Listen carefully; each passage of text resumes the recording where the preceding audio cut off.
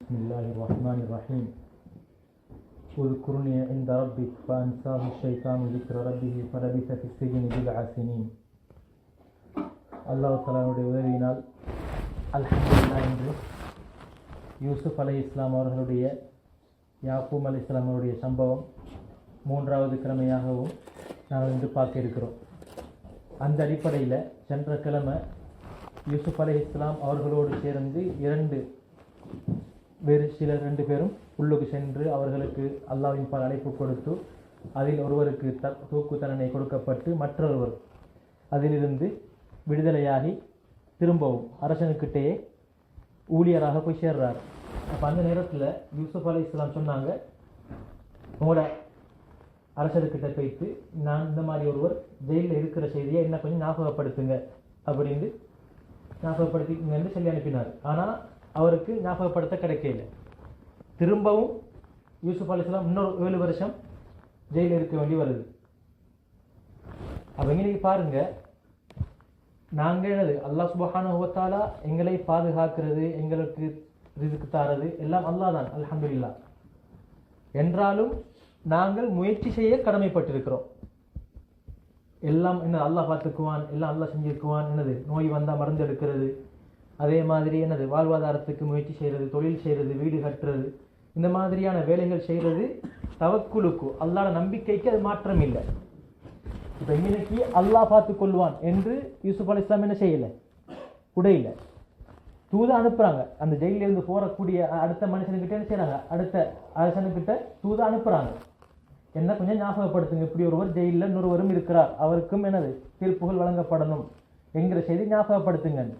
அப்போ அதனால் நாங்கள் முயற்சிகள் செய்கிறது, சும்மா இருந்துடாமைக்கு நோய்கள் வந்தால் மருந்து எடுக்கிறது, சிலவங்க தவக்குள் முயற்சி செய்கிறது, துனியாக்கு சிலவங்க சொல்லுவாங்க சம்பாதிக்கிறது அதாவது எல்லாம் ஒரு லிமிட்டில் இருக்கணும். ரிஜாலுன் லா துல்ஹிஹிம் திஜாரத்துன் வலா பைஉன் அன் ஸிக்ரில்லாஹி வ இகாமிஸ் ஸலாத்தி வ ஈதாஇஸ் ஸக்கா யகாஃபூன யௌமன் ததகல்லபு ஃபீஹில் குல்பு வல் அப்சார். அல்லாஹ் வியாபாரிகள் விஷயத்தில், இந்த உலக விஷயத்தில் ஈடுபடக்கூடிய மக்களை சொல்லும்போது எப்படி சொல்கிறான், அவங்களோட வியாபாரம் தொழில் அவங்க ஈடுபடக்கூடிய விடயம் அல்லாஹ்வை ஞாபகம் செய்வதை விட்டும் தொழுகையை நிலைநாட்டுவதை விட்டும் ஜக்காத்து கொடுப்பதை விட்டும் தடுக்க மாட்டாது. அவர்களுடைய சிந்தனையை அந்த வியாபாரம் தொழில் மாற்றாது. அந்த சிந்தனையோட அவங்க எல்லாம் செய்வாங்க. அதே மாதிரி மறுமை நாளுடைய அந்த எண்ணம் பயம் இருந்துகிட்டே இருக்கும். எனக்கு மரணம் ஒன்று இருக்கிறது, மறுமை நாள் ஒன்று இருக்கிறது என்கிற செய்தி அவனோட உள்ளத்தில் இருந்துகிட்டே இருக்கும். அப்ப அளவோடு ஈடுபடுவது ஒரு விஷயத்துல எல்லாம் இஸ்லாம் சொல்லுது, அளவோடு ஈடுபட செல்லு. இப்போ வியாபாரம் என்பதற்காக வேண்டி எல்லாத்தையும் விட்டு போட்டு குடும்பம், மனைவி, பிள்ளைகள் காலையில் 4 மணிக்கு கிளம்பி பேசிட்டு நைட்டு 10 மணிக்கு வந்து பொஞ்சாதிகளோடையும் இல்லை பிள்ளைகளோடையும் இல்லை, இப்படியே வருஷக்கணக்கில் காலம் போனால் இது இல்லை தொழில். தொழில் ஒரு அமைப்பொண்டு இருக்கு. எங்களுக்கு பிள்ளைக்கும் நேரம் கொடுக்கணும், பிள்ளைகளோடையும் விளையாட வேணும், மனைவி மக்களோடையும் பேசணும், உமா அப்பாவையும் பார்க்கணும், சொந்தக்காரர்களுடைய வீட்டுக்கும் போகணும். அப்ப இந்த அடிப்படையில் சிலவங்க சொல்லுவாங்க, இப்படி நீங்க சாதாரண ஒரு அடிப்படையில் வியாபாரம் செஞ்சாலும், நடுத்தரமான அடிப்படையில் வியாபாரம் செஞ்சாலும் அவர்களை ஒரு கீழ்த்தரமான, இவர்கள் துன்யாவுக்கு பின்னால போறாங்க. அதே மாதிரி சில உலமாக்கள் அவங்க தொழிலில் ஈடுபடுறத என்ன செய்வாங்க, சிலவங்க தரக்குறைவா செல்லுவாங்க, தரக்குறைவா பேசுவாங்க. இது இஸ்லாத்துக்கு முரண் இல்லை. வியாபாரம்ங்கிறது ஒரு இஸ்லாமிய அடிப்படையில் நடந்தால் அது நன்மையை கொண்டு சேர்க்கும். எங்களுக்கு தாராளமாக என்ன செய்யலாம், உலக நடவடிக்கைகளில் ஈடுபடலாம், ஹலாலாக இருந்தால். அல்லாஹ்வுடைய கடமைகளில் பாழாக்காமைக்கு அழகான முறைக்கு வேண்டியவருக்கு செய்ய முடியும். அப்ப எனவே சிலவங்க சொல்லுவாங்க, இப்படி ஈடுபடுறது என்ன, இது இப்படி இவர் இப்படி ஈடுபடுறார் அப்படின்னு. அதுக்கு ஒரு ஹதீஸ் ஒன்று சொல்லுவாங்க, என்ன, தவக்குலுக்கு மாற்றம். இவ்வாறு ஈடுபடுவது தவக்குலுக்கு மாற்றம். என்னது, அல்லாஹ் தஆலா பறவைகளுக்கு ரிஸ்க் அளிக்கிறான். அப்ப உங்களுக்கும் அல்ல ரிஸ்க் அளிக்க போதுமானவன். அதே ஹதீஸ்ல வருகிறது முயற்சி அந்த ஹதீஸ்லயே வருகிறது. தகுது ஹிமாசன் வ தரூஹு பிதானா, காலையில் வயிறு பசியோடு செல்கிறது, தனது கூட்டை விட்டு வெளியே செல்கிறது, சென்று எங்கெல்லாம் சாப்பாடு இருக்குதோ கண்ணுக்கு படுகுதோ அங்கெல்லாம் போயிட்டு கொத்தி சாப்பிட்டு விட்டு மாலையில் வயிறு நிரம்பிய நிலைமையில் செல்கிறது. அப்ப அது முயற்சி கூட இல்லை, அல்லாஹ் மேல நம்பிக்கை வச்சு தான் இருக்குது. அது செய்ய வேண்டிய முயற்சி அது மேற்கொள்ளுது. அப்ப அது தவக்குலுக்கு, அல்லாஹ் நம்பிக்கைக்கு அது மாற்றம் இல்லை. ஸல்லல்லாஹு அலைஹி வஸல்லம் அவங்க சொன்னாங்க, நீங்க ஒட்டகத்தை கட்டிட்டு அல்லாஹ் மேல தவக்குல வைங்க, ஒட்டகத்தை நீங்க சும்மா விட்டு போட்டேன்னு இதெல்லாம் இந்த பாதுகாத்துருவான் அப்படின்னு இல்லை. ஒட்டகம் கால்நடைங்கிறது அங்கிட்டு இங்கிட்டு போகும். அப்ப நீங்க அதை என்ன செய்யுங்க, அழகான முறை கவுத்த போட்டு கட்டி ஒரு இடத்துல கட்டிட்டு அது விடுங்க மேயறதுக்கு, அதெல்லாம் பாதுகாப்பான்.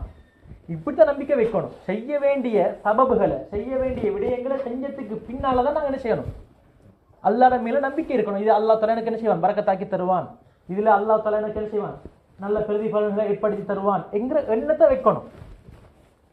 எனவே யூசுப் அலைஹிஸ்ஸலாம் அவங்களும் என்ன செய்யறாங்க, சொல்லி அனுப்புறாங்க, நீங்க போனா உங்களோட அரசனுக்கிட்ட போயிட்டு என்ன செய்யுங்க, இப்படி ஒருத்தர் இருக்கிறார் என்று ஞாபகப்படுத்துங்க.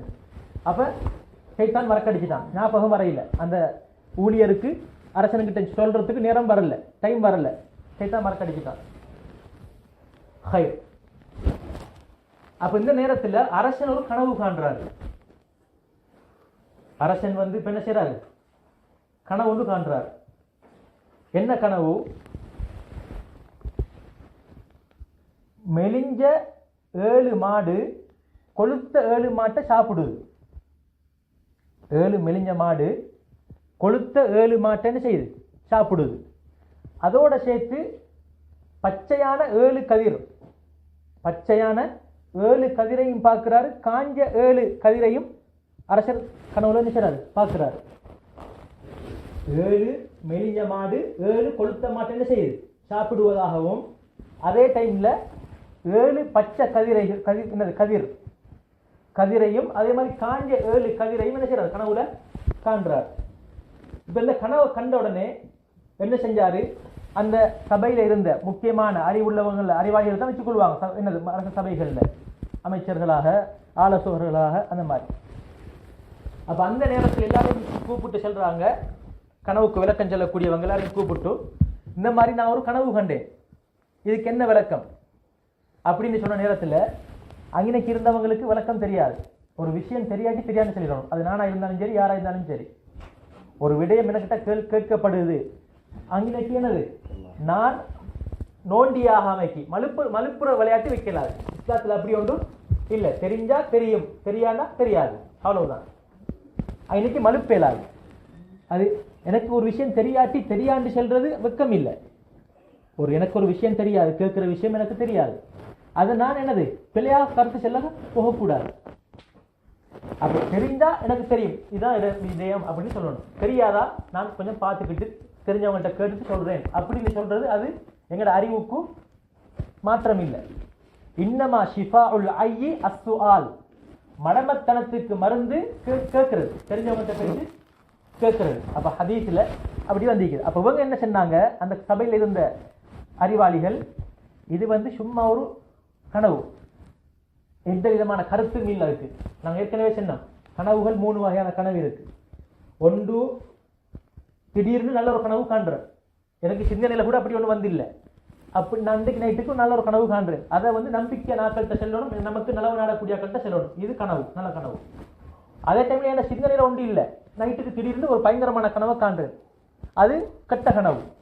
அதையும் யாருக்கிட்டையும் என்ன செய்யப்படாது, யாருக்கிட்டையும் சொல்லிடப்படாது. அதே மாதிரி இன்னொரு கனவு இருக்கு, எங்களோட சிந்தனையில தோன்ற விஷயம், இன்றைக்கு பகல்ல கலைச்ச விஷயம், இதெல்லாம் என்னது நைட்டுக்கு தூங்க போக்கல வரும், இது கனவு இல்லை. அவங்க சொன்னாங்க என்னது, இது இந்த மாதிரி ஒரு கனவு, இதுக்கு எந்த விதமான அர்த்தமும் இல்ல அப்படின்னு ஒரு கூட்டம் சொல்லிச்சு. இன்னொரு கூட்டம் சொல்லிச்சு, எங்களுக்கு தெரியாது, இதுக்கு விளக்கம் தெரியாது. இப்ப இந்த நேரத்துல தான் ஏற்கனவே அந்த 2 பேர் ஊழியர்கள் 2 பேரும் கனவு கண்டு யூசுப் அலைஹிஸ்ஸலாம் கிட்ட சொன்ன செய்தி தெரியும். இவருக்கு உடனே ஞாபகம் வந்துச்சு, அடே யூசுப் அலைஹிஸ்ஸலாம் அவர் எனக்கு என்னது, அவர் நல்ல அழகான முறையில விளக்கம் சொன்னாரே, அவர் அழகான முறையில விளக்கம் சொன்னாரே. அப்ப அந்த நேரத்துல அவருக்கு ஞாபகம் வருது, அந்த நேரத்துல அவருக்கு ஞாபகம் வருது, யூசுப் அலைஹிஸ்ஸலாம் அந்த சிறையில இருக்கும் போது நல்ல முறையில் நடந்து கொண்டாங்க, நல்ல முறையில நடந்து கொண்டாங்க. யூசுப் அலைஹிஸ்ஸலாமை பத்தி சொல்லும் போது அந்த ஊழியர் என்ன சொல்றாரு தெரியுமா, யூசுஃபு ஐயுஹ சித்திக், சாதிக் இல்ல, அரபுல சில வாசகங்கள் வித்தியாசம் இருக்கு. சாதிக்னா உண்மையாளன், உண்மை பேசக்கூடியவன், சித்திக்னா அதை விட டாப் லெவல், அதே பண்பு தான். சாதிக்னாலும் உண்மை பேசக்கூடியவர், சித்திக்னாலும் உண்மை பேசக்கூடியவர். அதனாலதான் அபூபக்கர் சித்திக். சித்திக்னு பேர் வர காரணம் என்ன, இப்ப நமக்கு இந்த மியராஜுடைய 28 என்னது ரஜப் மாசத்துல 28ஆம் புற இஸ்ரா மியராஜ் என்று நாங்கள் கேள்விப்பட்டிருப்போம். இஸ்ரா மிஅராஜ். நபி அவங்க மக்கால இருந்து பலஸ்தீன பைத்துல் மக்திஸுக்கு அந்த புராக் வாகனத்தில் பெய்த்து, அதுக்கு பேர் இஸ்ரா, இரவு பயணம். அங்கிருந்து பைத்துல் மக்திஸ்ல இருந்து சிதறத்துல் முன்தஹா வரங்காட்டியும் போனாங்க வானத்துல, அல்லாஹ்வை சந்திச்சாங்க. இதுக்கு பேரு மிஅராஜ். இதுக்கு பேரு மிஅராஜ். இந்த செய்தியை நபி அவங்க வந்து சஹாபாக்களுக்கு முன்னுக்கு செல்ற நேரத்துல அபூபக்கர் சித்திக் எழுதினாங்க, ஒரு வார்த்தை கேள்வியாக ஒரு வார்த்தையை கூட கேட்கல. கேள்வியாக எந்த ஒரு வார்த்தையையும் கேட்கல. நபி அவங்க ஒவ்வொருத்தர்கிட்ட செல்ற வந்த முதலாவதாக சொன்ன நேரம் அபூபக்கர் அவங்கள்ட்ட எந்த விதமான ஒரு கேள்வியும் கேட்கல. ஆமன்து, நான் அதை நினைஞ்சு நம்பிட்டேன். நீங்க உண்மையிலே பேசிட்டுறீங்க. அப்பா எந்த விதம் எனக்கு ஆச்சரியம் இல்லை. அந்த டைம்ல எப்படி இருந்திருக்கும்? இப்ப பல பல கண்டுபிடிப்புகள் இருக்குது, ஒளி வேகம் எல்லாமே இருக்குது. அப்ப அந்த டைம்ல அல்லாஹ் சுப்ஹானஹு வ தஆலா அந்த யஹூதிகள் எல்லாம் என்னது கேட்டாங்க கேள்வி. இந்த செய்தியை நபி அவங்க எட்டி வைக்கிற நேரத்தில் யஹூதிகள், யூதர்கள், கிறிஸ்தவர்கள், முனாஃபிக்குகள் கேள்வி கேட்டாங்க. அப்ப நீங்க போனீங்க தானே பைத்துல் மக்திஸ்ல, நீங்க போனீங்க, அங்க எத்தனை கதவு இருக்குது, எத்தனை ஜன்னல் இருக்குது, எத்தனை தூண் இருக்குது, எல்லாத்துக்கும் பதில் சொன்னாங்க ஸல்லல்லாஹு அலைஹி வஸல்லம். எல்லாத்துக்கும் பதில் சொன்னாங்க, நேரடியா போனாங்க. அப்ப அந்த அப்படி இருக்கிற நேரத்துல அபூபக்கர் தான் முதலாவதாக ஆண்கள்ல இஸ்லாத்துக்கு வந்தவங்க. முதலாவதாக ஆண்கள்ல பெரிய ஆட்கள் இஸ்லாத்துக்கு வந்தவங்க யாரு? அபூபக்கர் இருந்தாங்க. சின்ன பிள்ளைகள்ல, அதாவது வாலிப 13 14 வயசு அந்த மாதிரி டைம்ல இஸ்லாத்துக்கு வந்தது யாரு? அலி ரலியல்லாஹு அன்ஹு அவங்க. பெண்கள்ல முதலாவதாக யார் வந்தது? ஹதீஜா நாயகி. இப்படி சில ஆரம்பம் அப்படி இருக்குது, அது வரலாறு, நாங்கள் எல்லாம் தெரிஞ்சு வச்சுக்கொள்ளணும். இப்ப அந்த ஊழியர் என்ன சொல்றாரு யூசுப் அலைஹிஸ்ஸலாமை பார்த்து? யூசுஃபு ஐயுஹ சித்தீக். என்ன எப்படியாப்பட்ட பண்புடையவர்? உண்மை பேசக்கூடிய, நம்பிக்கை நாணயம் உள்ள ஒரு மனிதர் என்று அந்த ஊழியர் சொல்றாரு யூசுப் அலைஹிஸ்ஸலாமே. அந்த சபையில, அந்த சிறைச்சாலையில நல்ல முறையில் நடந்து கொண்டாங்க. இன்னா நராக்க மினல் முஹ்சினீன், நாங்க உங்களை ஒரு நல்ல ஒரு உபகாரம், நல்ல வேலை செய்யக்கூடிய ஒரு நல்ல மனிதராக நாங்கள் பார்க்கிறோம் என்று எல்லாம் அந்த ஊழியர்கள் யாரை பார்த்து சொன்னது? யூசுப் அலைஹிஸ்ஸலாம் அவங்களை பார்த்து சொன்னது. நல்ல முறையில் நடந்து கொண்டது. அந்த அவங்க 2 பேரும், அந்த 2 சிறை கைதிகளும் கனவு கண்ட நேரத்தில் வந்து எத்தி வைக்கிற நேரத்தில் என்ன சொன்னாங்க? கொஞ்சம் டைம் எடுத்துக்கொண்டாங்க. சாப்பாடு வாரத்துக்கு முன்னால் நான் உங்களுக்கு ஒரு சின்ன ஒரு விஷயத்தை பேசி போட்டு உங்களோட கனவுக்கும் விளக்கத்தை சொல்லிடுவேன். அப்ப இந்த மாதிரியான அறிவுள்ள, நல்ல பழக்க வழக்கம் உள்ள, இப்படியான நிலைமையெல்லாம் கண்டாங்க. இந்த இடத்துல இன்னொரு விஷயமும் இருக்கு. அல்லாஹ் தஆலா ஆதம் அலைஹிஸ்ஸலாம் அவங்களை படைச்சு போட்டதுக்கு பின்னால உலகத்தில் இருக்கக்கூடிய வஸ்துக்களை காட்டி கடன், இது என்ன, இத பேரை சொல்லுங்க. அவங்க சொன்னாங்க தெரியாது அப்படின்னு. முதலாவதாக ஆதம் அலைஹிஸ்ஸலாம் கேட்டிருந்தா என்ன நடந்திருக்கும்? ஆதம் அலைஹிஸ்ஸலாமுக்கு எல்லாத்திலே பேரும் தெரியும், அல்லாஹ் கற்றுக் கொடுத்திருந்தான். அப்ப அன்னைக்கு ஆதம் அலைஹிஸ்ஸலாமுடைய சிறப்பு என்ன செஞ்சிருக்காது, விளங்க வந்திருக்காது. அல்லாஹ் என்ன செஞ்சான்? முதலாவதாக மலக்குமார்ட்ட கேட்டான், இந்த வீகளோட பேரை கொஞ்சம் சொல்லுங்க. சொன்னாங்க எங்களுக்கு இந்த பேர் ஒன்றும் தெரியாது. அதுக்கு போறதான் நல்லா என்ன செஞ்சான்? இந்த பேர்கள் உங்களுக்கு தெரியுமா சொல்லுங்க சொன்னாங்க. அப்ப அன்னைக்கு மலக்குமாருக்கு வழங்க வருவது எங்களை விட ஒரு சிறப்பம்சம் ஒன்று யாருக்கு இருக்குது? அறிவு யாருக்கு இருக்குது? ஆதம் அலைஹிஸ்ஸலாமுக்கு இருக்குது. அதுக்கு பின்னால அல்லாஹ் ஆர்டர் போட்டான், ஆதம் அலைஹிஸ்ஸலாம் அவர்களுக்கு சுஜூது செய்யுங்க. அதே மாதிரி இங்கேயும் முதலாவதாக என்ன நடக்குது? எல்லாம் ஏற்பாடு பாருங்க. முதலாவதாக அரசர் கண்ட கனவுக்கு உடனே அரச சபையிலாக என்ன செய்யறாரு? அதுல இருந்த அறிவாளிகளுக்கிட்ட தான் முதலாவதாக கேட்கிறாரு. அவங்களுக்கு யாருக்கும் அதுக்கு விளக்கம் தெரியாது. அப்ப அதுக்கு பின்னால சொன்னாரு, இந்த மாதிரி சிறையில யூசுப் அலைஹிஸ்ஸலாம் இருக்கிறாரு, நீங்க என்ன அனுப்புங்க. அப்ப அதுக்கு பின்னால யூசுப் அலைஹிஸ்ஸலாம் அவங்களுக்கிட்ட அந்த ஊழியர் போறாரு. போயிட்டு கனவுக்கு விளக்கத்தை கேட்கிறாரு. என்ன கனவுக்கு விளக்கம்? என்ன கனவுக்கு விளக்கம்? அந்த 7 கொளுத்த மாடுகள் என்கிறது செழிப்பான காலம், செழிப்பான 7 வருஷம். மெலிஞ்ச 7 மாடுகளுக்கு விளக்கம் பஞ்சமான 7 வருடங்கள். இப்ப என்ன செய்ய போகுது?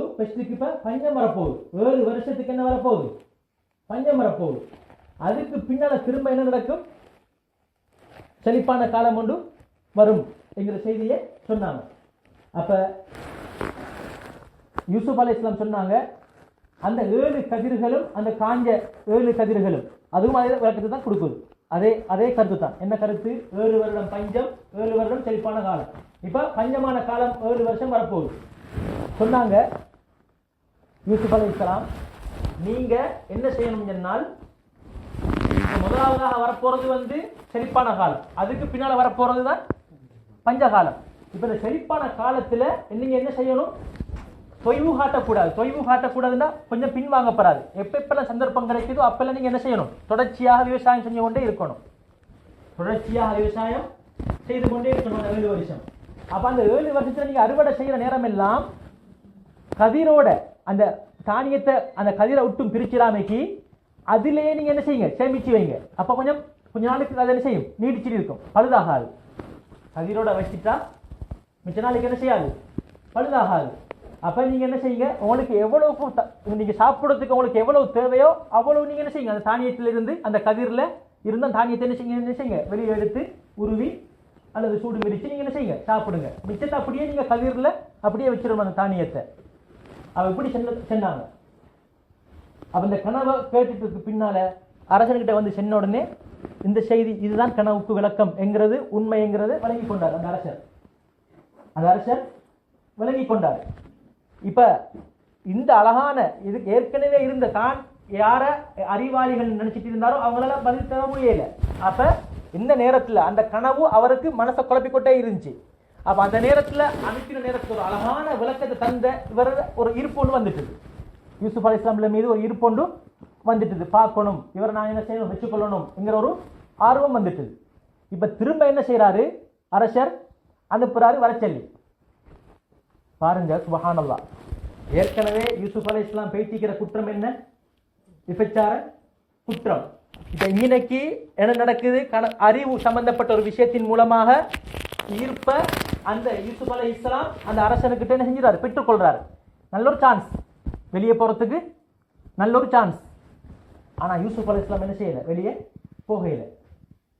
அந்த மனிதன்கிட்ட கேட்டாரு, அரசன்கிட்ட போய்த்து கேளுங்க, அரசன்கிட்ட போய்த்து சொல்லுங்க, கொஞ்ச காலத்துக்கு முன்னால ஒரு 7-8 வருஷத்துக்கு முன்னால ஒரு கிராமத்துல கைகளை வெட்டி கொண்ட பெண்கள், கைகளை வெட்டி கொண்ட அந்த பெண்களுடைய நிலைமை என்ன, அவங்க எப்படி இருக்கிறாங்க, அந்த செய்தியை கொஞ்சம் கேளுங்க, அதை கொஞ்சம் ஞாபகப்படுத்துங்க, அந்த வழக்கை திரும்ப, அந்த பிரச்சனையை திரும்ப வழக்குக்கு எடுங்க அப்படின்னு சொல்லி அனுப்புறாரு. அப்ப நல்ல ஒரு சந்தர்ப்பம் வெளியே போறதுக்கு. அந்த நேரத்தில் வெளியே போய்த்திருந்தால் அந்த ஒரு கருப்பு டொட் இருந்துகிட்டே இருந்திருக்கு மக்களோட உள்ளத்துல. அதே மாதிரி இந்த செய்தி அரசனுக்கு தெரிஞ்சால், இப்படி ஒரு வழக்கு ஒரு செய்தி ஒன்று இருக்குது, இப்படி ஒரு குற்றத்துல இவர் போனாரு, நான் கூப்பிட்ட உடனே வந்துட்டாரு, அரசன் உள்ளத்திலையும் என்ன செஞ்சிக்கும், அதை கேள்விப்பட்டதுக்கு பின்னால் ஒரு வகையான ஒரு எண்ணம் ஒன்றும் இருந்திருக்கும். நல்ல டைமை பார்த்து நான் கூப்பிட்டதோட வந்துட்டாரு. அப்ப யூசுப் அலைஹிஸ்ஸலாம் விரும்பினாங்க, நான் வெளியே சிறைச்சாலையை விட்டு வெளியே வரதா இருந்தால் நான் நிரபராதியாக்கப்பட்ட நிலைமையில தான் வெளியே வரணும். எனவே அந்த கூப்பிட்டு வந்த அரசு சபைக்கு கூப்பிட்டு வந்த அந்த ஊழியர்கிட்டயே என்ன செய்யறாரு, சொல்லி அனுப்புறாரு, அந்த பெண்களுடைய செய்தி என்ன, அந்த வழக்கை கொஞ்சம் என்ன செய்யுங்க, அரசு எடுக்க செய்தி. இந்த இடத்துல பாருங்க இன்னொரு சப்ஜெக்ட். யூசுப் அலைஹிஸ்ஸலாம் அந்த சிறு பிராயத்திலிருந்து அந்த குற்றம் நடைபெறும் வரைக்கும் யாருக்கிட்ட வளர்ந்தது, அந்த பினான்சியல் மினிஸ்டர் வைஃபு கிட்ட. எந்த பெண் தன்னை அந்த பாவத்துக்கு அழைச்சாலோ அந்த பெண்ணுக்காக வளர்ந்தது. அவளை நேரடியாக என்ன செய்யணும், கேட்கணும், அவளை பத்தி சொல்லி அந்த வழக்கு என்ன செய்யணும், கேட்கணும். இதுதான் பேரு நன்றி உணர்வு. இப்ப இன்னைக்கு அந்த பெண்கள் எடுத்தா அதுக்கு ஆட்டோமேட்டிக்லி யார் வருவாங்க, அந்த பெண்ணும் வருவா. ஆனா அந்த செய்தியை சொல்லாமைக்கு, வளர்ப்பு தாய் அவளை நேரடியா செல்லாமைக்கு யாரை கேட்டது, அந்த விருந்துக்கு கூப்பிட்ட வந்த பெண்கள் கையை வெட்டி கொண்டாங்களே அந்த பெண்களை தான் கேட்கிறார். அந்த பெண்களுடைய செய்தி என்ன, அந்த அந்த அப்படி ஒரு சம்பவம் நடந்தது, அந்த வழக்கை நீங்க எடுங்க. அரசண்ட மனைவியே என்ன செய்யல, வளர்ப்பு தாய காட்டையில.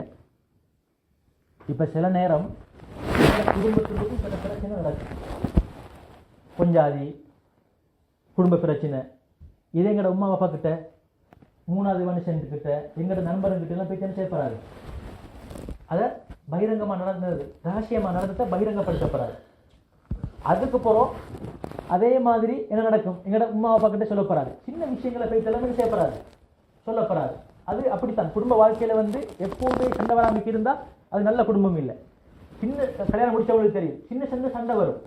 அதுக்கு பின்னால வரக்கூடிய அந்த ஒற்றுமை ஏற்கனவே இந்த ஒற்றுமையை விட இறக்கத்தை விட கூடுதலாயிருக்கும். அது ஒரு அலாதியானது. அப்ப நாங்க அந்த செய்தி அடுத்த ஆட்கள் கிட்ட சொன்ன என்ன நடக்கும்? அவங்க எங்களோட வீட்டுக்கு வந்தா எங்களோட மனைவி அந்த இடத்தால் அப்படி அப்படி போக்குல, அல்லது அவங்களோட மனைவிமார் போக்குல, நான் ஏற்கனவே போன நம்ம சொன்னோம், இந்த சோறுக்கெல்லாம் காது இருக்கு, என்ன ஒரு செய்தி அப்படி அப்படி பரவும். அப்ப அவங்களுக்கு மனசுக்குள்ள அந்த செய்தி தான் போனா அந்த பெண் என்ன செய்வாங்க? எங்களோட மனைவியை எப்படி பார்ப்பாங்க?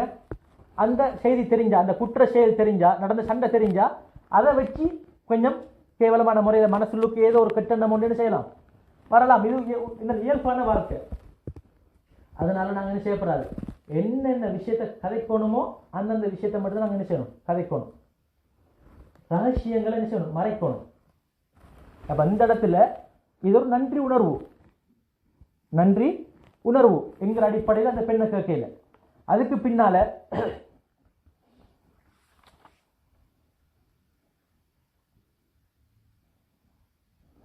அரசர் சொல்றாரு, பேசி கூடிக்குவாங்க, யூசுப் அலைஹிஸ்ஸலாம் வரையில. இந்த செய்தியை கேட்ட உடனே இப்ப வழக்கு தொடரப்படுது, வழக்கு விசாரணைக்கு அரசனுக்கு முன்னுக்கு வருது. இப்ப எல்லா செய்தி வந்ததுக்கு பின்னால இப்ப அரசன் அந்த மினிஸ்டர் பொம்பளையும் வந்து விசாரணை நடந்துகிட்டு இருக்குது. இப்ப அந்த பெண் பாருங்க, சுபஹானல்லாஹ், யூசுப் அலைஹிஸ்ஸலாம் நிறைய என்ன காட்டி கொடுக்கல. அப்ப யூசுப் அலைஹிஸ்ஸலாம் மீது ஒரு சிறப்பொண்டு, ஒரு கண்ணியம் ஒன்று மனசுக்கு வருது. அதுக்கு பின்னால சொல்றாங்க, நான் தான் அந்த பாவத்துக்கு அவங்கள அழைச்சேன், அவர் தவிர்ந்து கொண்டாரு, அதுக்கு காரணம் நான் தான் அப்படிங்கிற செய்தி அவர் என்ன செய்யறா, ஒத்துக்கொள்றா. சாட்சி எதுவும் இல்லை, சாட்சி எதுவும் இல்லை. இப்ப எங்களுக்கு தெரியும், வழக்கு விசாரணைகள்ல வந்து குற்றங்கள் பல மாறி இருக்கும். சில நேரம் குற்றவாளி தப்பிச்சிருவார் சாட்சிகள் இல்லாட்டி. அப்ப அந்த மாதிரி சாட்சிகள் இருந்தா ஓகே. அதுக்கு அடுத்தாப்புல சத்தியம் என்கிற செய்தி கொண்டு வரும், அதுக்கு பின்னால சத்தியம் என்கிற செய்தி கொண்டு வரும். அது உண்மையான சத்தியமா இருந்தா ஓகே, பொய் சத்தியமா இருந்தா அது பின்னால வரும். அது எவ்வளவு பெரிய பாரதூரம் உண்டு. இப்ப ஒன்றுமே இல்லைண்டா அவனும் இப்ப ஏற்றுக்கொள்ளாமைக்கு இருந்தா, அந்த குற்றவாளியும் தன்னுடைய குற்றத்தை ஒப்புக்கொள்ளாமைக்கு இருந்தா நிரபராதியான ஒருவர் என்ன செய்யப்படுவார், தண்டிக்கப்படுவார். அப்ப அந்த பெண்மணிக்கு, அந்த அந்த அமைச்சர் மனைவிக்கு யூசுப் அலைஹிஸ்ஸலாம் தன்னை காட்டி கொடுக்கல, தன்னை பற்றி சொல்லல நேரடியா. அப்ப என் மீது அவங்க நன்றி உணர்வோடு இருக்கிறார், எனவே இவர் தண்டிக்கப்படக்கூடாது, இன்னும் ஜெயிலில் அவர் இதை செய்யப்படாது, இருக்கக்கூடாது. எனவே அவட மனசுல வருது, நான் இந்த குற்றத்தை என்ன செய்யணும், ஏற்றுக்கொள்ளணும். அப்ப அந்த நேரத்தில் அவன் என்ன செய்யறான், ஏற்றுக்கொள்றான். அந்த நேரத்தில் அவன் என்ன செய்யறான், அந்த குற்றத்தை ஏற்றுக்கொள்றான். ஏற்றுக்கொண்டு சொல்றா, ذَلِكَ لِيَعْلَمَ أَنِّي لَمْ أَخُنْهُ بِالْغَيْبِ. இப்ப இந்த வழக்கு விசாரணைக்கிற நேரத்துல யூசுப் அலைஹிஸ்ஸலாம் அந்த சமூகத்துல இல்ல, அந்த வழக்குல இல்ல, அவங்க ஜெயில. இப்ப சொல்றா என்னது, யூசுப் அலைஹிஸ்ஸலாமுக்கு இந்த செய்தி தெரியணும், நான் அவர் இல்லாத நேரத்தில் நான் அவருக்கு என்ன செய்யல, மாற்றம் செய்யல, அவர் நான் மாட்டி உடையில, நான் அவருக்கு துரோகம் செய்யல என்கிறத அவர் விளங்கிக் கொள்ளணும். அதோட ஒரு செய்தி சொல்றா, வஅன்னல்லாஹ லா யஹ்தி கைதல் ஹாயினின். பாவ திருந்திட்டா, யாரெல்லாம் அநியாயத்துக்கு துணை போவாங்களோ, யாரெல்லாம் துரோகமான செயல்களை ஈடுபடுவாங்களோ அவங்களோட முயற்சியை அல்லாஹ் தஆலா என்ன செய்ய மாட்டான், வெற்றிகரமானதாக ஆக்க மாட்டான். நாங்கள் அன்றைக்கு பார்த்தோம், அநியாயக்காரர்கள் என்ன செய்ய மாட்டாங்க, வெற்றி அடைய மாட்டார்கள். அது எப்படி இருந்தாலும் சரி, அநியாயம் செஞ்ச ஒரு மனிதன் அது எவ்வளவுதான் புதல் காய்ஞ்சாலும், எவ்வளவுதான் அழகாக வாழ்ந்தாலும் அவருக்கு ஒரு டைம் ஒன்று இருக்குது. ஏன், அநியாயம்ங்கிறது அல்லாஹ்வே ஹராமாக்கிக்கிறான். அல்லாஹ்வும் யாருக்கும் அநியாயம் செய்யறது இல்லை, அல்லாஹ்வே ஹராமாக்கின ஒரு பாவத்தை இந்த மனுஷன் செஞ்சா அல்லாஹ்க்கு எப்படி கோபம் வரும். அதனாலதான் பிற மதத்தோத்தன் அநியாயம் செய்யப்பட்டாலும் அவன் துவா அல்லாஹ்கிட்ட எந்த திரையும் இல்லாமைக்கு நேரடியாக செய்யப்படும், ஏற்றுக்கொள்ளப்படும்.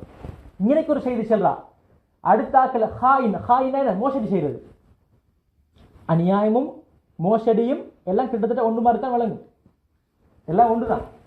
அப்ப மோசடிங்கிறது என்ன, எங்களை நம்பின ஒருத்தருக்கு நாங்கள் மோசடி செய்யறது. அப்ப அப்படி நாங்க நடந்து கொண்டால் எங்கட அந்த சூழ்ச்சி, நாங்க அந்த செஞ்ச அந்த திட்டம், போட்ட திட்டம் எதுவும் என்ன செய்யாது, கைகூடாது. அதனால நாங்க இன்னைக்கு பார்க்கிறோம், எங்கெங்கெல்லாம் கொலை செய்யப்பட்ட விஷயங்கள், கொலையாளிகள் இருக்கிறாங்க, கொலையாளிகள் கொஞ்ச நாளைக்கு தப்பினாலும் வெளியே இருந்தாலும் சிஐடி தோண்டி தோண்டி தோண்டி ஏதோ ஒரு அடிப்படையில சின்ன ஒரு குழு, ஏனென்றால் எவ்வளவு பெரிய புத்திசாலியா இருந்தாலும் அநியாயம் செய்ய எண்ணம் வந்துட்டா அவன் புத்தியில அல்லாஹ் ஒரு குளறுபடியை உண்டாக்குவான்.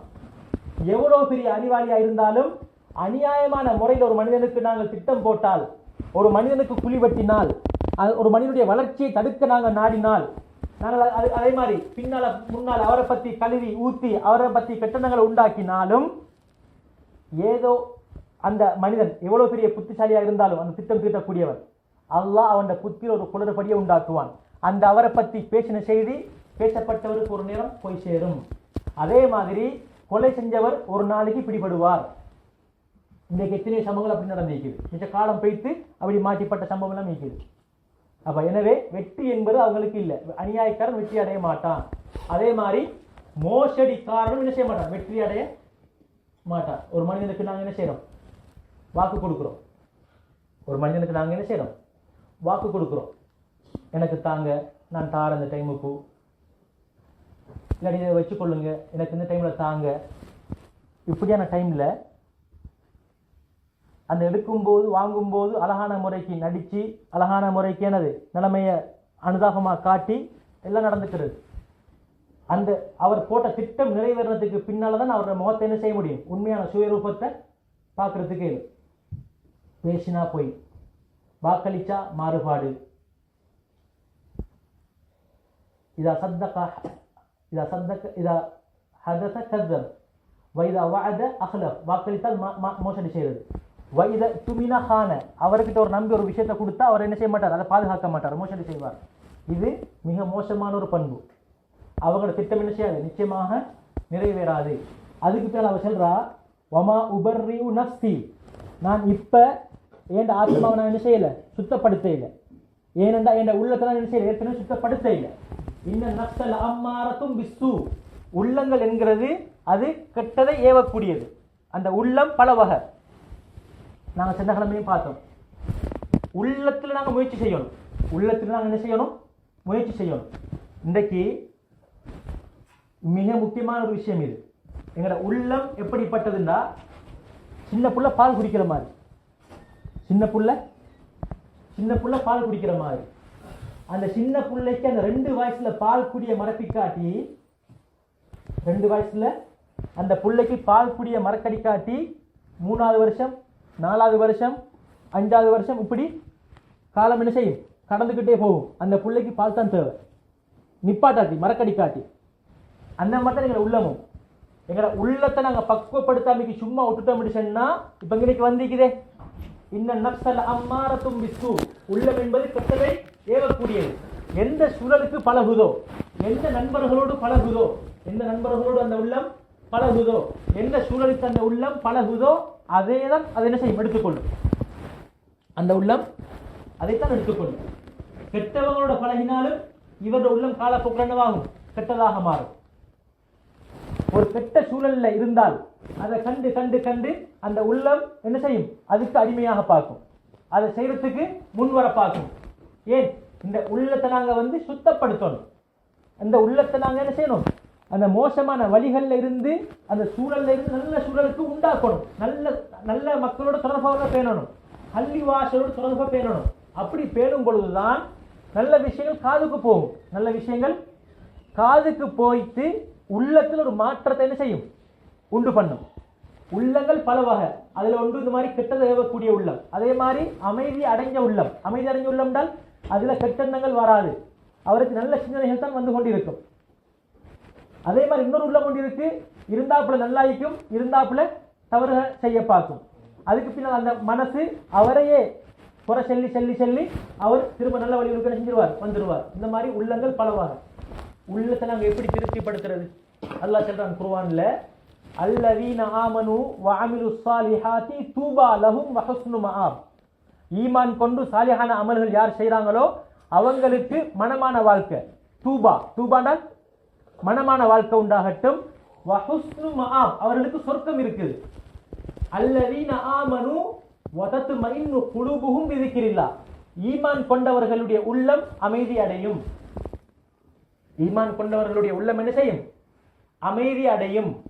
அப்ப அலா பிதிக்ரில்லாஹி தத்மஇன்னுல் குலூப், அல்லாஹ்வுடைய சிந்தனையின் மூலமாகத்தான் உள்ளம் என்ன செய்யும், அமைதி பெறும். அப்ப ஜிக்ருல்லாஹ், நாங்கள் ஏற்கனவே சொன்னோம், ஜிக்ருல்லாஹ் என்று சொன்னால் அதுக்கு சில விஷயங்கள் இருக்குது, உள்ளடங்குது. அதை நாங்கள் ஃபாலோ பண்ணினாத்தான் எங்களை உள்ளம் என்ன செய்யும், அமைதி அடையும். அதுல முதலாவது தொழுகை. அதே மாதிரி இரண்டாவது குர்ஆன் ஓதுறது, இரண்டாவது விஷயம் குர்ஆனை படிக்கிறது, குர்ஆனை ஓதி வாரது, திக்ருல்லாஹ்வுக்கு வார விஷயம். அதே மாதிரி ஜும்ஆ பிரசங்கம் கேட்கிறது, ஜும்ஆவுடைய பிரசங்கத்தை கேட்கிறது. அதுக்கு நாங்கள் என்ன செய்யலாம், வேற நல்ல பிரசங்கங்களை அதில் உள்ளடக்கி கொள்ளலாம். நாலாவது விஷயம் எங்களுக்குன்னு ஒரு நேரம் கொண்டு இருக்கணும். அதில் நாங்கள் கொஞ்சம் எங்களை செஞ்சு பார்த்துக்கணும். அல்லாஹ் எனக்கு என்ன சந்திக்கிறான், என்ன அல்லாஹ் என்னென்ன விட்டு என்ன பாதுகாத்திக்கிறான். நான் என்னது இந்த நேரத்தில் நான் அந்த முஸ்லீம் உம்மா அப்பாவுக்கு பிறக்காமைக்கு நான் இங்கே பிறந்திருந்தால் என்னுடைய நிலைமை எவ்வாறு இருந்திருக்கும். ஒரு கையில்லாத மனுஷனை பார்த்து இப்படி ஒவ்வொரு விஷயத்தையும் நாங்கள் என்ன செய்யணும், ஒரு நேரம் கொண்டு இருக்கணும். ஒரு 15 நிமிஷமோ குறைஞ்சபட்சம் ஒரு அரை டைம் கொண்டு இருக்கணும். நான் என்ன கொஞ்சம் பரிசீலனை செஞ்சு பார்க்கறதுக்கு, நான் இப்போ மௌத்தாகிட்டா, எனக்கு இப்போ இந்த நிலைமை வந்துட்டா, நான் என்ன செய்யறது, இப்படிதான் யோசிக்கணும். இந்த 4 விஷயத்தையும் ஒரு மனிதன் மேற்கொண்டால் அவனுடைய உள்ளம் அமைதி அடையும். அப்ப பள்ளிக்கு வந்து தொழுவதன் மூலமாக என்ன நடக்குது, நல்ல மக்களுடைய சுகபத் கிடைக்குது, நல்ல மக்களுடைய சாகசம் கிடைக்குது, நல்ல நண்பர்கள் வருவார்கள், கிடைப்பார்கள். ஏன் பள்ளிக்கு வரக்கூடியவங்க அந்த சிந்தனையுடையவங்க. ஏன் யாருக்கெல்லாம் ஈமான் இருக்குதோ, ஒரு கடுகளவு ஈமான் யாருக்கு இருக்குதோ அவருக்கு தான் என்ன செய்ய முடியும், பள்ளிக்கு வர முடியும். ஏனென்றா நபி அவங்க சொன்னாங்களே, யாரை நீங்க பள்ளி வாசலுக்கு வந்து போறத காண்றீங்களோ அவருக்கு நீங்க அவர் ஒரு மூமின் அப்படின்னு நீங்க சாட்சி சொல்லுங்க. ஏன் ஒரு மூமினுக்கு தான் பள்ளி வாசலுக்குள் வர முடியும், ஒரு மூமினுக்கு தான் பள்ளி வாசலுக்கு வந்து உட்கார முடியும். அப்படி இல்லாட்டி அவருக்கு எப்படி இருக்கும்னு சொன்னா, எப்படி நாங்க ஒரு பறவைய கூண்டுல அடைச்சு விட்டா அது எப்ப அந்த கூடு துறக்கப்படுறதை பார்த்து நிற்குமோ அந்த மாதிரி தான் அவரோட மனசு இருக்கும். பள்ளிகளுக்கு வந்து இருப்பாரு, ஆனா அவருடைய சிந்தனை எப்படா என்னது தொழுது முடியும் என்று இருக்கும், எப்படா அந்த நிகழ்ச்சி முடியும், இப்படிதான் அவரோட எண்ணம் இருக்கும். வெளியே போறதுக்கு தான் அவருடைய சிந்தனை உள்ளம் இயங்கிட்டு இருக்கும். அப்ப அதனால நாங்க என்ன செய்யணும், எங்கட உள்ளங்களை நாங்க நிம்மதி அடைந்த உள்ளங்களாக மாற்றுறதுக்கு நாங்கள் என்ன செய்யணும், இந்த விடயங்களை நாங்கள் மேற்கொள்ளணும். முதலாவது தொழுகை, இரண்டாவது குர்ஆனோட சப்ஜெக்ட், மூன்றாவது குத்துபாவுடைய விஷயங்கள், நல்ல உபதேசங்களை கேட்கிற விஷயம், நாலாவது எங்களுக்கு ஒரு நேரத்தை நாங்கள் வச்சுக்கொள்றது, எங்களை நாங்கள் சுய விசாரணை செய்யறது. ஹை அதுக்கு பின்னால்தான் அந்த பெண்மணி தான் செஞ்ச குற்றத்தை ஏற்றுக்கொண்டுட்டா. அதுக்கு பின்னால இப்ப என்ன செய்யறாங்க, யூசுப் அலைஹிஸ்ஸலாம் வெளியே வராங்க. திரும்ப அரசர் சொல்றாரு, திரும்ப போய் கூட்டிட்டு வாங்க அவரை, நான் என்ன செய்ய போறேன், அஸ்தக்லிஸு லினஃப்ஸி, நான் எனக்கு ஒரு பிரத்தியமான ஒரு ஆலோசகராக நான் அவரை வச்சுக் கொள்ள போறேன். நான் இப்ப அவர் என்ன செய்ய போறேன், ஏன் அறிவாளி, அவரை நான் இப்ப என்ன செய்ய போறேன், எனக்கு தனி பிரத்தியமான ஒரு பிஏயாக நான் என்ன செய்ய போறேன், யூசுப் அலைஹிஸ்ஸலாமை வச்சுக்கொள்ள போறேன். அப்ப வாராரு யூசுப் அலைஹிஸ்ஸலாம், என்ன செய்யறாங்க, இப்ப ஜெயில இருந்து நிரபராதியாகி அரச சபைக்கு வராங்க. வந்து இப்ப 2 பேரும் கதைக்கிறாங்க, அரசரும் யூசுப் அலைஹிஸ்ஸலாமும் கதைக்கிறாங்க.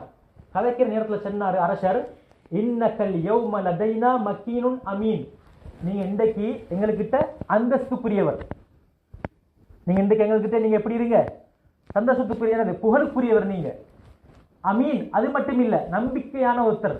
ஏன் அரசன் இல்லாத அந்த அமைச்சர் இல்லாத நேரத்தில் அந்த பெண்ணோடு நீங்கள் உங்களுடைய ஆசையை நீங்கள் நிறைவேற்றிக் கொள்ளவில்லை, அல்லாஹ்வை பயந்தீர்கள், என்னுடைய அந்த எஜமான் எனக்கு நல்ல முறையில் வாழ்வாதாரம் தந்தாரு, எனவே நான் அவருக்கு மாற்றம் செய்ய மாட்டேன். அரசனுக்கு தெரிஞ்சிட்டு இப்ப செய்தி, நீங்கள் ஒரு நம்பிக்கையான மனிதர், அது மட்டும் இல்ல புகழுக்குரியவர். ஏன் இவ்வளவு அநியாயம் செய்யப்பட்டும் 14 வருஷம் கிட்டத்தட்ட நீங்க ஜெயில இருந்தும் நீங்க என்ன செய்யல, அந்த பெண்மணியை நேரடியாக காட்டி கொடுக்கல. ஏன் அவர் வளர்ப்பு தாய் எங்கிறதுனால அவர் நீங்க மோசமா செல்ல இல்லை, மறைமுகமான ஹிக்மத்தான முறையில் நீங்க கையாண்டீங்க, எனவே நீங்க புகழுக்குரியவர், கண்ணியமானவர். இப்ப அரசர் கண்ணாத கனவு, இப்ப இந்த 7 வருஷம் பசுமையான காலம், அதுக்கு பின்னால கடும் பஞ்சமான காலம் வரப்போகுது. அதுக்கு நீங்க என்ன செய்யணும், தொய்வு காட்டாமைக்கு இந்த செழிப்பான காலத்துல நல்ல அறுவடை செஞ்சு எல்லாத்தையும் சேமிச்சு வைக்கணும். உங்களுக்கு எவ்வளவு தேவையோ அவ்வளவு நீங்க எடுத்து சாப்பிட்டு கொள்ளுங்க. ஹை இப்ப சொன்னாங்க யூசுப் அலைஹிஸ்ஸலாம், இஜ்அல்னி அலா ஹஸாயினில் அர்த், நீங்க என்ன ஃபினான்சியல் மினிஸ்டரா ஆக்குங்க. இன்னி ஹஃபீதுன் அலீம், நான் அதை பாதுகாப்பேன், நான் எனக்கு அந்த அறிவு இருக்குது, ஃபினான்சியல் பொருளாதார அறிவு எனக்கு இருக்கு. ஏன் எங்க வாழ்ந்தாங்க யூசுப் அலைஹிஸ்ஸலாம், எகிப்துல யார வீட்டில் வாழ்ந்தாங்க, பொருளாதார அமைச்சர் வீட்டில் தான் வளர்க்கப்பட்டாங்க. அப்ப எனவே அந்த விடயங்கள் அவருக்கு தெரியும். அடுத்தது இப்படி ஒருத்தருக்கு பொறுப்பை கேட்கலுமா? ஒருத்தருக்கு ஹதீஸ்ல வந்திருக்குது பொறுப்பை கேட்க வேணாம், வாயில கேட்க வேணாம்னு வந்திருக்குது. ஆனா கேட்கலாம். எப்ப கேட்கலாம்? நல்லா விளங்குது இந்த பொறுப்புக்கு இந்த இடத்துல இருக்கக்கூடிய யாரும் தகுதி இல்லை, இந்த பொறுப்பை நான் அழகா செய்வேன், எனக்கு அந்த தகுதி இருக்கு, அந்த அறிவு எனக்கு இருக்குது அப்படின்னு தெரிஞ்சால் ஒவ்வொருத்தரும் முன்னுக்காகணும். அந்த அறிவு உள்ளவங்க என்ன செய்யணும்? முன்னுக்காகணும். அப்படி முன்னுக்காகாட்டி என்ன நடக்கும் தெரியுமா? அந்த பொறுப்பு எவ்வளவு காலத்துக்கு இருக்குதோ அவ்வளவு காலத்துக்கும் அந்த பொறுப்பு சின்ன பின்னமாகிடும். வளரக்கூடிய மக்களுடைய தேவையுடைய மக்களுடைய வாழ்வாதாரம், அந்த வாழ்க்கை எதிர்காலம் எல்லாம் கேள்விக்குறியாகிடும். உதாரணத்தை வச்சுக்கொள்வோமே, ஒரு கிராம சேவகருக்கு தான் அதிகமான உதவிகள் ஒவ்வொரு ஊருக்கு பல ப்ரொஜெக்ட் வரும். இவர் அந்த பொறுப்புக்கு தகுதி இல்லாத ஒரு மனிதனாக இருந்தால் சமுர்த்தி நமக்கு தெரியும். நாட்டில் இப்ப என்னது கொடுப்பனவு கொடுத்துட்டு இருக்கிறாங்க, 10,000 15,000 அப்படின்னு எல்லாம். அப்ப இந்த மாதிரி செய்தியெல்லாம் எங்க மூலமாக, யார் மூலமாக? கிராம சேவர் மூலமாக இவர் என்னது கொடுக்கப்படும். லிஸ்ட் எடுப்பாங்க, இவர் கொடுக்குற லிஸ்ட்டுக்கு தான் ஆக்களுக்கு கிடைக்கும். அப்ப இந்த கிராம சேவர் பொறுப்புன்னு வச்சுக்கொள்வோமே, இதுக்கு நான் தகுதி இல்லை. அப்படியான டைம்ல அவர் அந்த இடத்துக்கு போனா, அவர் ஒரு 5 வருஷம் கிராம சேவராக இருந்தால் 5 வருஷம் அந்த ஏரியாவில் இருக்கக்கூடிய கஷ்டமான ஆக்கள் அவங்களுக்கு எந்த விதமான லாபமும் கிடைக்காது. அடைய வேண்டியது செய்ய மாட்டாங்க, அடைய மாட்டாங்க. அப்ப 5 வருஷம் அவங்களோட வாழ்வாதாரம் என்ன செய்யுது? கேள்விக்குறியாகுது, கஷ்டத்தை இன்னும் அனுபவிக்க வேண்டி வருது. அதே மாதிரி இப்படி என்னென்ன பொறுப்புகள் எல்லாம் இருக்குதோ அது எல்லா பொறுப்பையும் நாங்கள் என்ன செய்யலாம்? இந்த இடத்துல போட்டு பார்த்துக்கொள்ளலாம். எல்லா பொறுப்பையும் அப்படித்தான். அப்ப அந்த டைம்ல தகுதியானவர் இருந்தால் அந்த டைமுக்கு நான் முன்னுக்காகணும். யாரும் முன்னுக்கு வராங்க இல்லைன்னு சொன்னா, எனக்கு அந்த அறிவிக்கு அந்த தகுதி இருக்குதுன்னு சொன்னா, அழகா செய்யலுமா இருந்தால் என்ன செய்யணும்? நான் அதுக்கு ரெடி அப்படின்னு சொல்லணும். ஆனா இன்றைக்கு என்ன நடக்குது? எல்லா இடங்கள்லையும் பொறுப்புகள் கோரப்படுது. சிலவங்க விரும்பி வராங்க, எனத்துக்கு நல்லது செய்யறதுக்கு இல்லை, அதில் அவங்க லாபம் அடைகிறதுக்கு. அப்படி ஒரு கூட்டம். அப்படி இல்லாட்டி ஒருத்தர் அந்த சபையில் இருக்கிறதுனால அவருக்கு என்னது, அவர் எனக்கு அது அந்த பொறுப்பு எனக்கு செய்ய இயலாது, அந்த அறிவு எனக்கு இல்லை என்று சொல்றதுக்கு வெக்கத்துக்கு பதிலாக ஏழான்னு சொல்லி அவர் என்ன செஞ்சிடறது? போட்டுடுறது. அவர் சிலர் எனக்கு ஏழா எனக்கு செய்யலாம், எனக்கு பொறுப்பு இருக்குது, எனக்கு என்னது இவ்வளவு காலம் நான் செஞ்சுட்டேன், எனக்கு விஷயமும் மீக்குது அப்படின்னு சொல்ற நேரத்தில் அவரை நாங்கள் பலவந்தப்படுத்தி போட்டோம்னு என்ன நடக்கும்? அவர் தான் ஏற்கனவே சொல்லிட்டாரு, அவருடைய காரணத்தை சொல்லிட்டாரு. அப்படி அவரை பலவந்தமா கொடுத்தா என்ன நடக்கும்? அவர் விருப்பத்தோட செய்வாரா? செய்ய மாட்டார். அப்ப இந்த நேரத்தில் அந்த பொருளாதார பிரச்சனைக்கு முன்வாரத்துக்கு யாரும் முன்வரையில. இப்ப இந்த 7 வருஷமும் ஓகே, பின்னுக்குள்ள 7 வருஷம் மிக பஞ்சகாலம், மழை பெய்யாது. அப்ப அந்த டைம்ல நான் பொருளாதார அமைச்சராக இருந்தா எனக்கு எப்படி இருக்கும்? அப்ப யாரும் முன்னுக்கு வரையில. இப்ப என்ன சொன்னாங்க யூசுப் அலைஹிஸ்ஸலாம்? இஜ்அல்னி அலா ஹஸாயினில் அர்த், நீங்க என்ன பொருளாதார அமைச்சராக ஆக்குங்க. இன்னி ஹஃபீதுன் அலீம், நான் பாதுகாப்பேன். ஏன்? பொதுச்சொத்து. அரசாங்கம் என்கிறது பொதுச்சொத்து, பள்ளிவாசல் என்கிறது பொதுச்சொத்து. நான் என்ன செய்வேன்? பாதுகாப்பேன். பாதுகாப்பேன் வீணான முறைக்கு நான் ஆட்டையை போட மாட்டேன். அதே மாதிரி நான் அநியாயமான முறையில் அதுல வீண் விரயங்கள் செஞ்சு இப்படியெல்லாம் செய்ய மாட்டேன். அது மட்டும் இல்ல, அலீம், எனக்கு அந்த அறிவு இருக்குது. நான் அழகான முறைக்கு ஒரு குடும்பத்தில் வளர்ந்தவன். நான் ஏற்கனவே பொருளாதார அமைச்சர் வீட்டில் வளர்ந்தவன். அவர் எப்படி நடந்துக்கிட்டாரு, என்ன எப்படியான முறையில் அவர் பொருளாதாரத்தை கையாண்டாருங்கிற செய்தி எனக்கு தெரியும். எனக்கு நாங்கள் இன்னொரு விஷயத்தையும் கவனிக்கணும். நாங்கள் எந்த இடத்துல இருக்கிறோமோ, எந்த சூழல்ல இருக்கிறோமோ, அந்த சூழலுடைய அறிவுகளுக்கு இருக்கணும். மன் ஜஹில பி அஹ்லி ஸமானிஹி ஃபஹுவ ஜாஹில். இமாம் சர்ஹசி இமாம் சொல்லக்கூடிய ஒரு வாசகம். ஒரு மனிதன் ஒரு இடத்துல இருக்கிறாரு, அந்த இடத்துல என்னென்ன நாகரிகங்கள், கலாச்சாரங்கள், என்னென்ன விஷயங்கள் இருக்குதோ அதை அவர் தெரிஞ்சு வச்சுக் கொள்ளணும். அதை அவர் என்ன செய்யணும்? தெரிஞ்சு வச்சுக் கொள்ளணும். இப்போ உதாரணத்திற்கு நாங்கள் பெரியார் இருக்கிறோம். எனக்கு எப்பவுமே நான் ஆரம்பத்தில் எனக்கு தெரியாது, ஓகே, 1 வருஷம் 2 வருஷம் கழித்து எனக்கு இப்பவும் அந்த விஷயம் தெரியாமைக்கு இருந்தால், தெரிய வேண்டிய விஷயம் தெரியாமைக்கு இருந்தா புறப்பாடு. அப்ப நாங்கள் எந்த இடத்துல இருக்கிறோமோ, எந்த சூழல்ல இருக்கிறோமோ, அதை சுற்றி உள்ள அறிவுகளுக்கு கட்டாயம் இருக்கணும். நான் ஒரு முஸ்லீம். அப்ப முஸ்லீம் என்றால் முஸ்லீம் தெரிஞ்சு வைத்திருக்கக்கூடிய முக்கியமான அடிப்படையான விஷயங்கள் தெரிஞ்சிருக்கணும். அப்பதான் ஒரு முஸ்லீம். நான் இந்த கொரியாவுக்கு வந்திருந்தால் கொரியாவுடைய சட்டத்திட்டங்கள், ஒரு வாகனத்தை எடுத்து அதில் உள்ள விஷயங்கள், இப்படி ஒவ்வொன்றும் இருக்கு. கொம்பனி ஒன்றுக்கு போறதா இருந்தா அதுல என்னென்ன சப்ஜெக்ட் எல்லாம் இருக்குது, என்னென்ன பாதிப்புகள், என்னென்ன விஷயங்கள் எல்லாம் தெரிஞ்சு வச்சுக்கொள்ளணும். அப்ப இந்த அடிப்படையில கட்டாயம் ஒவ்வொரு மனுஷனும் என்ன செய்யணும், பழகி கொள்ளணும். அதே மாதிரி எங்களோட வீட்டில் உள்ள பிள்ளைகளை நாங்கள் என்ன செய்யணும், நல்ல சூழலுக்கு அவங்கள பழக்கணும். அப்ப யூசுப் அலைஹிஸ்ஸலாம் சொன்னாங்க, என்ன நீங்க என்ன செய்யுங்க, பொருளாதார அமைச்சராக ஆக்குங்க. அப்ப ஏற்கனவே அரசர் வந்து சொன்னாரே, நீங்க நம்பிக்கையான ஆளுண்டு, எதை வச்சு தெரியுமா கண்டு கொண்டாங்க, ஏற்கனவே அந்த ஊழியர் வந்து யூசுப் அலைஹிஸ்ஸலாம் அவங்களை பத்தி நல்லதா சொல்லிட்டார் ஏற்கனவே. அதே மாதிரி அவருடைய அறிவு, ஏன் அரசன் மனைவியை நேரடியாக தாக்கி சொல்லையில அந்த பெண்களை கேட்டா அதுகளுக்கு அவ வந்துருவா, அவ இவர் பெரிய ஒரு அறிவாளி.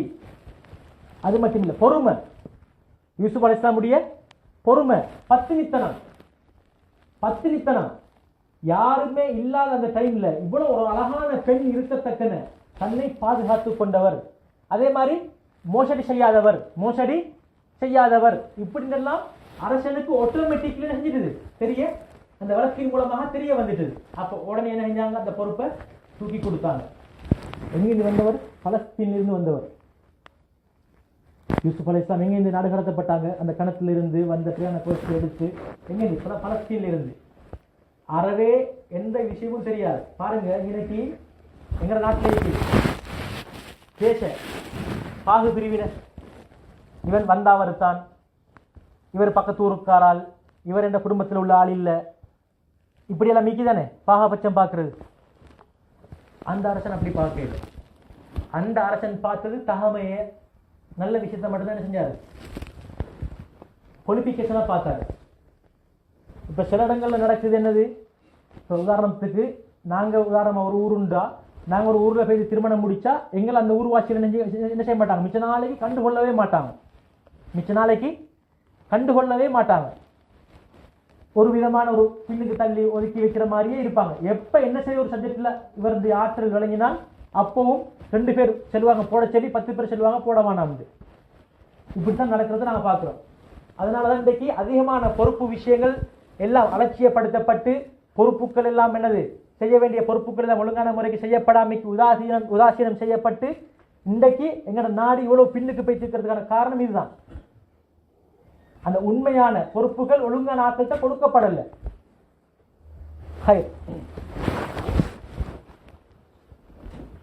அதுக்கு பின்னால யூசுப் அலைஹிஸ்ஸலாம் என்ன செய்றாங்க, ஆட்சி செஞ்சு கொண்டு போறாங்க. பாருங்க, அல்லாஹ் சுப்ஹானஹு வ தஆலா அநியாயம் செஞ்ச காராக்கள் என்ன செய்ய மாட்டாங்க, அநியாயம் செய்யக்கூடியவங்க வெற்றி அடைய மாட்டாங்கன்னு பார்த்தோம். இப்ப பஞ்சம் வந்துட்டது, பஞ்சம் ஸ்டார்ட் ஆகிட்டு. இப்ப ஈஜிப்ட்ல மட்டும்தான், ஈஜிப்ட்ல மட்டும்தான் கொஞ்சம் மக்கள் சாப்பிடுறதுக்கு எல்லாம் இருந்துகிட்டு இருக்குது. ஏற்கனவே யூசுப் அலைஹிஸ்ஸலாம் வழிமுறையெல்லாம் சொல்லி, நடவடிக்கை எல்லாம் சொல்லி அதை நடைமுறைப்படுத்தப்பட்டு இருக்குது.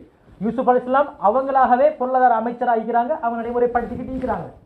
அப்ப ஈஜிப்ட்லையும் பஞ்சம் வருகிறது, அதே மாதிரி அதை சுற்றி உள்ள பலஸ்தீன், அதே மாதிரி உள்ள பக்கத்தில் உள்ள இடங்கள் எல்லா இடத்துலையுமே என்ன வருது, இப்ப பஞ்சம் வருது.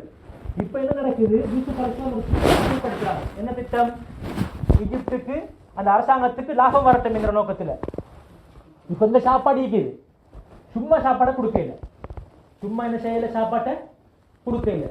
என்ன செஞ்சாங்க, வெளியால சாப்பாடு தேவையானவங்க, பஞ்சம் உள்ளவங்க, அவங்கக்கிட்ட சாப்பாடு இல்லாமைக்கு வேற பொருட்கள் இருக்கும், சாப்பாடு இல்லாமைக்கு வேற பொருட்கள் இருக்கும்.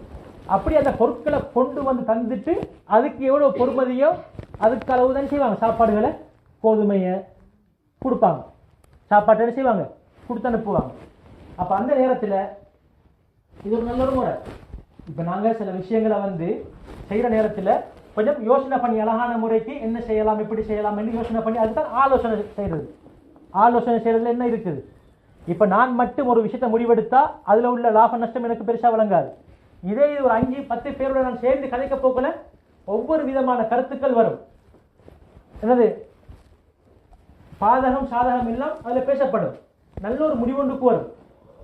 அதனாலதான் எங்களோட குடும்பங்கள்ல நாங்க என்ன செய்யணும், எங்களோட குடும்பங்கள்ல நாங்க நான் தான் கணவன், நான் தான் ஆம்புல அப்படின்னு தனியாக தன்னிச்சையாக நடந்துக்காமைக்கு சில முக்கியமான விஷயங்கள் நாங்கள் என்ன செய்யணும், எங்களோட குடும்பத்தோடு நாங்கள் பேசணும். என்ன செய்யறது, இவ்வளவு சம்பளம் கிடைச்சிக்குது, இதை நாங்கள் என்ன செஞ்சு கொள்றது, இதுக்கு எப்படி திட்டம் போடுறது, அப்படி இங்கே பேசணும் கட்டாயம் பொருளாதார விஷயங்களை. சில நேரம் நான் எடுத்து வச்சுக்கக்கூடிய முடிவை இல்லாமைக்கு நல்ல ஒரு மஷூராவா நல்ல ஒரு ஆலோசனை என் மனைவி செல்வா. அதே மாதிரி எங்களோட நண்பர்கள், ரூம்ல இருக்கக்கூடிய நண்பர்கள் நாங்கள் ஒத்துமையா இருக்கணும். 2 பேர் 2 சக்தி வேகப்படாது. ரூம்ல போய் இருக்கிறது 2 பேர், 2 சக்தி வேற என்ன செய்யப்படாது, வேகப்படாது. இது இல்லை, ஒரு சக்தி தான். அந்த ஒத்துமை ஈக்கணும் கட்டாயம், அந்த ஒத்துமை ஈக்கணும் கட்டாயம். அப்ப நாங்க அப்படி ஒத்துமையா இருந்தால் என்ன நடக்கும், சேர்ந்து சாப்பிட போக்குல கழிச்சுப்படும். இப்ப விசா மாறுற விஷயம், வேலை சம்பந்தப்பட்ட விஷயம், அல்லது தான் ஒரு பிரச்சனை மாட்டி படிக்கிற சப்ஜெக்ட், இதெல்லாம் என்ன செய்யும், பேசிப்படும். அப்ப அந்த நேரத்தில் எங்களுக்கு அந்த சில நேரம் ஒரு பிரச்சனை வரும்பொழுது அந்த ரூம்ல இருக்கக்கூடிய 3 பேரை கூப்பிட்டு எனக்கு இப்படி ஒரு பிரச்சனைக்கு என்ன செய்யலாம், அவங்களுக்கு தெரியாச்சு. அதுக்கு அடுத்த கட்டம் ஒரு முக்கியமான தெரிஞ்ச 4-5 பேருக்கு அந்த செய்தி போகும். இப்படி நாங்கள் மேற்கொண்டால் நாங்கள் அதிகமான ஆபத்துக்கள் இருந்து நாங்கள் செய்வோம், தப்புவோம். அதிகமான பிரச்சனை நாங்கள் செய்வோம், தப்புவோம். இந்த ஆலோசனை இல்லை, அந்த ஒத்துமை இல்லாத தன்மையினாலதான் சில நேரம் நாங்களே சில பிரச்சனைக்கு நாங்கள் என்ன செய்யறது, மாற்றிக்கொள்றது. ஒத்துமை ஆக முக்கியம், ஒத்துமை ஆக முக்கியம். எந்த அளவுக்கு உண்டா, கல் எவ்வளவு ஸ்ட்ராங், கருங்கல் எவ்வளவு ஸ்ட்ராங். சில நேரம் சுத்த அடிச்சா நெருப்பு பொறி வரும், உடையாது. பல அடி அடிக்கணும், அப்பதான் அது உடையும். ஆனா ஒத்துமையா போகக்கூடிய எறும்பு அந்த கால் எவ்வளவு சாஃப்ட், அந்த கால் எவ்வளவு சாஃப்ட். அந்த எறும்பு ஒத்துமையா ஒன்றுக்கு பின் ஒன்றால பைத்து 1 மாசம் பைத்துட்டா அந்த கருங்கல்லில் என்ன செய்யும், பாதை இருக்கும். கருங்கல் என்ன இருக்கும், பாதை இருக்கும். ஒரு காகம் எப்பவுமே தனிமையா சாப்பிட்ட வரலாறு இல்லை. ஒரு காகம் எப்பவுமே தனியே சாப்பிட்ட வரலாறு இல்லை. காலையில அது பறந்து வந்து ஒரு இடத்துல சாப்பாட்டை கண்டுட்டா என்ன செய்யும், சத்தம் போடும், கரையும். அதுக்கு பின்னால் இன்னொரு 15 காகம் வந்து இடத்துல வந்து என்ன செய்யும், ஒன்று கூடும். ஏன், ஒத்துமை. ஒத்துமை உண்டாகிறதுக்கு சில வழிகள் இருக்குது. ஒத்துமை உண்டாகிறதுக்கு என்ன இருக்குது, சில வழிகள் இருக்குது. அதை நாங்கள் மேற்கொள்ளணும். இப்ப இந்த இடத்துல என்னது, இப்ப நிகழ்ச்சி நடக்குது. இப்ப நம்ம சகோதரர் தீவை வெளியேற்கிறாங்க. இப்ப இந்த இடத்துல இந்த சேர்ந்து இருந்தவங்க என்ன செய்வாங்க, இந்த நிகழ்ச்சியெல்லாம் முடிஞ்சு மனசுக்கு கதைப்பாங்க. அப்ப இப்ப அன்றைக்கு இருந்த அந்த இணைப்பை விட இன்றைக்கு இன்றைக்கு பேசிட்டு போனா நாளைக்கு இருக்கும். அது ஒரு நல்ல ஒரு இணைப்பொண்டு இருந்துகிட்டே இருக்கும். அப்ப இன்னைக்கு நாங்க இருந்து கதைச்சிட்டு போறோம். அதே மாதிரி ஒருத்தரும் சில நேரம் பிரச்சனைகளை செல்வாங்க, இப்படி ஒன்று நடந்துட்டு. அப்ப இதெல்லாம் என்ன நடக்குது, ஒரு பிணைப்பொண்டு உண்டாக்குது. இந்த இடத்துல நாங்க என்ன செய்யணும், எல்லாரோடையும் கதைக்கணும். பழையாக்களோட மட்டும் காய்ச்சிட்டு போறது இல்லை. பழையாக்களோட மட்டும் காய்ச்சிட்டு போனா அர்த்தம் இல்லை. அப்ப இந்த இடத்துல ஒரு புதியொருத்தர் வந்தால் நாங்க அவர்கிட்ட போய் என்ன செய்யணும், சிரிச்சு சலாம் சொல்லி கதைச்சிட்டு, எங்கிருந்து வந்தீங்க, எப்ப இருந்து இருக்கிறீங்க, இப்படி அவர்னா கதைக்கணும். இப்படி கதைக்கும் பொழுதுதான் என்ன உண்டாகும், ஒரு பிணைப்பொண்டு, ஒரு ஒற்றுமை ஒன்று என்ன செய்யும், உண்டாகும். இணைப்பொண்டு உண்டாகும். அப்ப அதனால இந்த ஒற்றுமையுடைய நாங்கள் ஒவ்வொருத்தரும் என்ன செய்யணும், கருத்து செலுத்திக் கொள்ளணும். அப்ப அந்த நேரத்தில் அல்லாஹ் சுப்ஹானஹு வ தஆலா அல்லாஹ்வுடைய அருட்படை, அல்லாஹ்வுடைய இரக்கத்தின் காரணமாக யூசுப் அலைஹிஸ்ஸலாம் அவங்களை நல்ல ஒரு இடத்துல வைக்கிறான், பொருளாதார அமைச்சர். இப்ப இந்த இடத்துல அல்லாஹ் தஆலா சென்ற இன்னொரு விஷயத்தை, வலா நுதியு அஜ்ரல் முஹ்சினீன், நல்ல மக்களுடைய பொறுமையை அல்லாஹ் தஆலா என்ன செய்ய மாட்டான், வீணாக்க மாட்டான். கூலியை என்ன செய்ய மாட்டான், வீணாக்க மாட்டான். யூசுப் அலைஹிஸ்ஸலாம் உண்மையா இருந்தாங்க.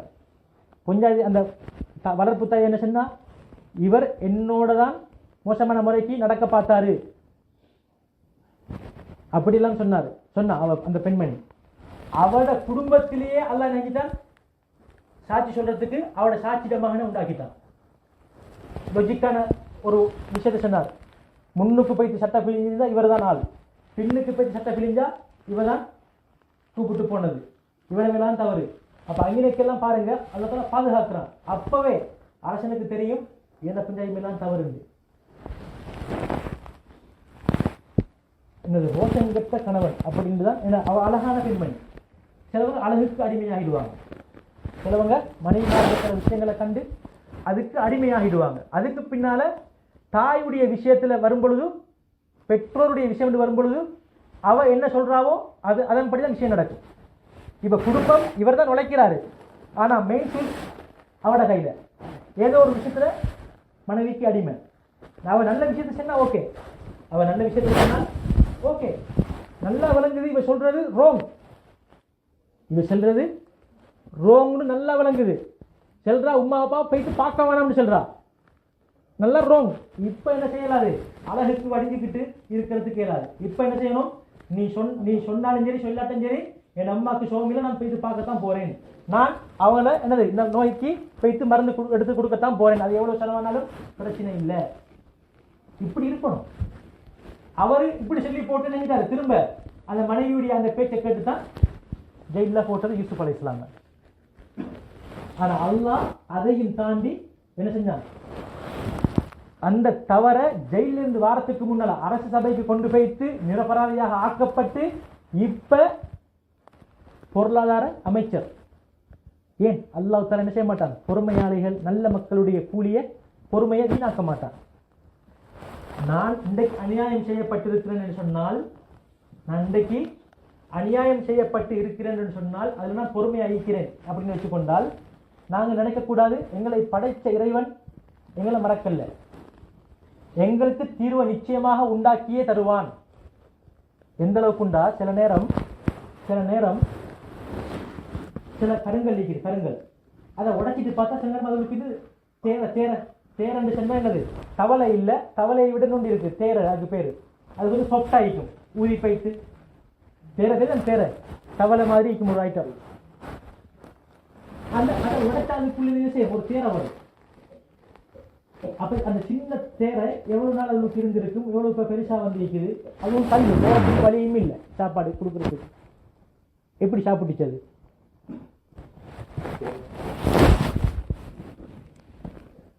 இதுதான் அல்லாஹ் தஆலாவுடைய நிலாம், ஒழுங்கு. எங்களை பார்வைக்கு சில நேரம் வழக்கு எல்லாம் எங்களுக்கு எதிராக எல்லாம் முடிஞ்சிருக்கும், எங்களுக்கு வர வேண்டிய உரிமை எல்லாம் அவருக்கு பேச்சிருக்கும். அப்போ நான் பொறுமையாக இருந்து, யா அல்லாஹ் நீ அதுக்கு பொறுப்பாளன், நீ அதுக்கு பொறுப்பாளன் என்று அல்லாஹ் மேல நாங்கள் பொறுப்பு சாட்டி விட்டோம் சொன்னால், நாங்க என்னது நிச்சயமாக எங்களுக்கான அந்த உரிமை நிச்சயமாக வந்தே தீரும். ஏதோ ஒரு அடிப்படையில் நிச்சயமாக வந்தே தீரும். இந்த நம்பிக்கை எங்ககிட்ட இருக்கணும், அந்த நம்பிக்கை எங்ககிட்ட இருக்கணும். இப்ப என்ன செய்யறாங்க? யாக்கூப் அலைஹிஸ்ஸலாம் அழுதுட்டிக்கிறாங்க யூசுப் அலைஹிஸ்ஸலாம நினைச்சு. இப்ப அங்குள்ளவங்களுக்கும் பஞ்சம். பலஸ்தீனத்தில் இருக்கிறாங்களே யாக்கூப் அலைஹிஸ்ஸலாமும் அவங்களோட பிள்ளைகளும் எங்க இருக்கிறாங்க, சகோதரர்களும் யூசுப் அலைஹிஸ்ஸலாம் பலஸ்தீன் இருக்கிறாங்க, அங்கேயும் இப்ப பஞ்சம். இப்ப என்ன செய்யறாங்க? வாராங்க, அரச சபைக்கு வாராங்க. وَجَاءَ إِخْوَةُ يُوسُفَ فَدَخَلُوا عَلَيْهِ فَعَرَفَهُمْ وَهُمْ لَهُ مُنْكِرُونَ. யூசுப் அலைஹிஸ்ஸலாம் இருக்கிறாங்க அரச சபையில, சகோதரர்கள் வாராங்க. வந்தத்தோட விளங்கிட்டு இவங்க தான் எங்க சகோதரர்கள். வந்த சகோதரர்களுக்கு தெரியாது இதுதான் யூசுப் அலைஹிஸ்ஸலாம். இப்ப இதுக்கு என்ன காரணம் கேட்டா, பெரியவங்க யூசுப் அலைஹிஸ்ஸலாமுடைய சகோதரர்கள் ஏற்கனவே யூசுப் அலைஹிஸ்ஸலாம் கணக்குல போட போக்குல அவங்க பெரிய ஆட்கள், அதாவது வாலிப வயசை அடைஞ்சிட்டா அவங்களோட முகங்கள்ல மாற்றங்கள் வர்றது குறைவு. அவனோட முகத்துல மாற்றங்கள் வர்றது குறைவு. மிச்ச காலத்துக்கு பின்னாலே என்ன செய்யலாம்? கண்டுகொள்ளலாம். ஆனா ஒரு சின்ன புள்ள, ஒரு 6 வயசு புள்ள 30 வயசாயினா கண்டுகொள்ள என்ன செய்யும்? கஷ்டமாகும் ஒன்று. அப்படித்தான் யூசுப் அலைஹிஸ்ஸலாம் தனது சகோதரர்களை ஒத்தர சரி காணாட்டி, அவங்க எத்தனை பேர்? 9-10 பேர். அடுத்த 2-3 பேரை வச்சு என்ன செய்யிருப்பாங்க? அந்த ஒட்டுமொத்த வந்த ஆக்களையும் வச்சு சகோதரர்களையும் வச்சு இவங்க தான் என்னுடைய சகோதரர்கள் கண்டிருப்பாங்க. அப்படி இல்லாட்டி அந்த சகோதரர்களுக்கு இதுதான் யூசுப் அலைஹிஸ்ஸலாம் என்று தெரியாம இருக்கிறதுக்கு காரணம் அவங்களோட அந்த ஸ்டேட்டஸ். பீச் கணத்துல போட்டு எடுத்துட்டு போனாங்க. என்ன ஒரு இடத்துல குப்பை பறக்கிட்டு இருந்தா சரி, யூசுப் என்ன செஞ்சுக்கலாம்? கண்டு கொண்டிருக்கலாம். அல்லது ஒரு ஊழியனாக தண்ணியை ஊற்றி கொடுத்துட்டு இருந்தா கண்டிருக்கிறேன், இதுதான் யூசுப், நாங்கள் எப்படி என்னது அப்படி அனுப்பினோம், அப்படித்தான் அவர் ஆகிக்கிறார். அனுப்பினது அப்படி அடிமை கொண்டு போயிட்டு அதை விட்டு அவங்க அடிமையாக்கி கொள்ளட்டும். இப்ப அவர் எங்க இருக்கிறாரு? அமைச்சராக இருக்கிறாரு. அந்த நிலைமை அவங்களுக்கு இதுதான் யூசுப் கண்டுகொள்ள அறிஞ்சிக்கிறதுக்கு இயலாம போச்சு. இப்ப என்ன செய்யறாங்க? வந்து கலைக்கிறாங்க. அவங்களுக்கு கொடுக்க வேண்டிய அந்த பொருள் எல்லாம் எடுத்துட்டு, அவங்க பண்ண மாற்றம் தானே ஒரு பொருளை கொண்டு வந்து தான் கலைக்கு எடுத்துட்டு போகணும். அப்போ அந்த நேரத்தில் அவங்களோட கதைக்கிறாங்க, உங்களோட வாப்பா என்ன செய்கிறாங்க, உங்களோட சகோதரன்மார் என்ன செய்கிறாங்க, எத்தனை பேர் வீட்டில் எல்லாம் கதைச்சிட்டு என்ன செஞ்சாங்க, இப்போ அவங்க போகிறாங்க, எல்லாம் கொடுத்தாச்சு. நீங்கள் அடுத்த முறை வரப்போக்கில் உங்களோட அந்த அடுத்த சகோதரன் விடாம என்னது கூட்டிகிட்டு வராமைக்கு வந்தீங்களே, அது யூசுப் அலைஹிஸ்ஸலாமுடைய சொந்த சகோதரன், உம்மாவும் உண்டு வாப்பாவும் உண்டு. இப்போ இவங்க வந்த சகோதரர்கள் வாப்பா உண்டு உம்மா 2. அப்போ சொன்னாங்க என்னது, உங்களோட அந்த சகோதரனை நீங்கள் அடுத்த முறை வரப்போக்கில் கூட்டிட்டு வாங்க. அதுக்கு பின்னால் சொன்னாங்க என்னது, அப்படி கூட்டிட்டு வராட்டி நான் உங்களுக்கு செய்ய மாட்டேன், திரும்ப தானியங்கள் தர மாட்டேன். இன்னும் கொஞ்சம் கூட்டி கொடுத்தாங்க, இன்னும் கொஞ்சம் கூட்டியும் கொடுத்தாங்க. முதலாவது விடுத்த வந்த நேரம் இன்னும் கொஞ்சம் கூட்டியும் கொடுத்தாங்க தானியங்களை. சொன்னாங்க அடுத்த முறை வரப்போக்கில் அந்த சகோதரரை கூட்டிட்டு வாங்க, அப்படி கூட்டிட்டு வராட்டி நான் உங்களுக்கு சாமான் தர மாட்டேன். அப்போ அதுக்கு அந்த சகோதரர்கள் சொன்னாங்க, நாங்கள் முயற்சி செஞ்சு பார்க்குறோம், அந்த சகோதரரை கூட்டி வரத்துக்கு நாங்கள் முயற்சி செய்கிறோம். அதுக்கு பின்னால் சொன்னாங்க, யூசுப் அலைஹிஸ்ஸலாம் அந்த அரச சபையில் ஊழியர்களாக கடமை செய்யக்கூடியவங்களுக்கு அவங்க கொண்டு வந்தாங்களே பண்ண மாற்றம் சாமான் இதை கொடுத்துட்டு அதை அவங்களோட பேக்குள்ளுக்கே பென்சி இங்கே போட்டு கொடுத்து அனுப்புங்க. அது வேணாம், அதை எடுக்க வேணாம், அதை நீங்கள் என்ன செய்ய வேணாம், எடுக்க வேணாம். இவங்களுக்கு இப்போ சொல்லிக்குது, யூசுப் அலைஹிஸ்ஸலாம் என்ன சொல்லிக்கிறாங்க, அடுத்த முறை வரப்போக்கில் அந்த சகோதரனை கூட்டிட்டு வாங்க. நல்லா அழகாக கொடுத்திருக்குது தானியங்கள் எல்லாத்தையும். அவங்க கொண்டு வந்த எதை கொடுத்துட்டு எடுக்க வந்தாங்களோ அந்த சாமானையும் அவங்களோட பேக்குள்ளுக்கு என்ன செஞ்சாங்க, யூசுப் அலைஹிஸ்ஸலாம் போட சொல்லிட்டாங்க. ஏன் அப்போதான் வீட்டுக்கு போன ஞாபகம் வரும், திரும்ப கொண்டு போகலாம், திரும்ப போகணும். இந்த இடத்துல ஏன் யூசுப் அலைஹிஸ்ஸலாம் அவங்க கொண்டு வந்த அந்த அந்த பொருளை எடுக்காமைக்கு ஏன் கொடுத்தாங்க? ஒரு காரணம், உபகாரி, நல்ல மனிதர். யூசுப் அலைஹிஸ்ஸலாம் முஹ்சின், உபகாரம் செய்யக்கூடியவர், அதே மாதிரி நல்ல மனிதர். எனவே எடுக்கல. சகோதரன் கிட்ட என்ன செய்யப்படாது, ஒரு கஷ்டமான நேரத்தில் தனது சொந்த சகோதரன்ட்டு லாபத்தை பார்க்கப்படாது. ஒரு கஷ்டமான நேரத்தில் அவர்கிட்ட அந்த கஷ்டத்தை வச்சு நான் உழைக்கக்கூடாது. நல்ல ஒரு சந்தர்ப்பம் மாட்டியாச்சு, நாளைக்கு டேட் முடியுது, நல்ல ஒரு சந்தர்ப்பம், எக்ரிமெண்ட்டுக்கு விலை வைப்போம் வச்சுன கூடுதலாம். அதே மாதிரி எனது இக்கட்டான நேரம், நாளைக்கு நாட்டுக்கு போறாரு, இந்த சந்தர்ப்பத்தை என்ன செய்வோம், பயன்படுத்திக் கொள்வோம். இப்படி அந்த இக்கட்டான நிலைமையை வச்சு ஒரு மனுஷன் விஷயத்தில் விளையாடுறது இது கொள்ளாது. அதனாலதான் யூசுப் அலைஹிஸ்ஸலாம் என்ன செய்யல, அவங்க ஏற்கனவே கஷ்டத்தில் வந்திருக்கிறாங்க, அதுவும் சகோதரர்கள். அப்போ நாங்கள் என்ன செய்யக்கூடாது, இந்த மாதிரி வேலை செய்யக்கூடாது. எனக்கு உதவி செய்ய வேணுமா இருந்தால் இது எங்கிற நாட்டு மனுஷர், ஸ்ரீலங்காவை சேர்ந்தவர் அல்லது என்னுடைய ஊரை சேர்ந்தவர், இவர்கிட்ட நான் எடுக்கிறதா இருந்தாலும் எனக்கு எவ்வளவு செலவு போகுதோ அதை விட கொஞ்சம் ஓரளவுக்கு வச்சிருக்கிறது பிரச்சனை இல்லை, அது தாராளம். அவரும் கஷ்டப்பட்டு எடுத்துக்கிற, சும்மா எடுக்கலையே, அவருக்கும் எல்லாமே இருக்குது. அப்போ அதனால அதுக்கு எவ்வளவு பொறுமதியோ அதை விட கொஞ்சம் கூட என்ன செய்யலாம், எடுக்கிறதுக்கு ஏழும். அதுக்கு பதிலாக இவருக்கு செலவாகிக்குது 1 வீதம், 2 வீதம் எடுத்ததுக்கு பிரச்சனை இல்லை. இவருக்கு செலவாகிக்கிறது 1 வீதம், எடுக்கிறாரு 10 வீதம். அவரும் அந்த அடுத்த 9 வீதத்தையும் என்ன செய்ய போறாரு, இன்னொரு மனுஷனுக்கு கடன் கேட்டு தான் ஏற்கனவே மரத்தின் உருந்து வந்திருக்கிற. இப்ப இங்க என்னது, எருவ மாடு குத்திட்டு கஷ்டத்துக்கு மேல கஷ்டம், இந்த மாதிரி என்ன செய்யப்படாது. அல்லது சிலவங்களுக்கு என்னது, சில விஷயங்கள் தெரியாது, அந்த தெரியாத விஷயத்தை வச்சு நாங்கள் என்ன செய்யப்படாது, விளையாடக்கூடாது. அவனை மானத்துல விளையாடக்கூடாது. அது இன்னொரு மனுஷனுக்கிட்ட என்ன செய்யப்படாது, அப்படி தந்தைக்கு இப்படி நடந்துச்சு, அதை கேலியாக பேசி சிரிக்கப்படாது. அந்த விஷயம் அவர் புதுசு, தெரியாது, அதை பற்றி அறிவு அவருக்கு இல்லை. அப்ப நாங்களும் அவருக்கு உதவி ஆகிக்கணும். அப்ப யூசுப் அலைஹிஸ்ஸலாம் தனது சகோதரர்கள் உபகாரமாக நடந்து கொண்டாங்க, எடுக்கல. அவங்க எப்படி நடந்து கொண்டாங்க, யூசுப் அலைஹிஸ்ஸலாமுக்கு அநியாயம் செஞ்சாங்க. ஆனா இவர் அநியாயத்துக்கு பதிலாக உதவி செஞ்சாங்க. ஒரு மனிதன், ஒரு துரோகி அல்லது ஒரு எதிரி கஷ்டமான நிலைமை வாராரு, உழுவுறாரு, அல்லது அவருக்கு ஒரு தேவை ஒன்றை தூக்கிக்கிறது கஷ்டப்படுறாரு. அவர் எனக்கு அநியாயம் செஞ்சவர், நான் அவருக்கு என்ன செய்யறேன், தூக்கி கொடுக்குறேன் அந்த சாமான. நாங்கள் என்ன வாயிலெல்லாம் சொல்ல தேவையில்லை, இவர் என்னது இன்னொரு மனுஷன்கிட்ட போய்த்தெல்லாம் அதை ப்ரூஃப் பண்ண தேவையில்லை. அவருக்கே ஒரு ஒக்கம்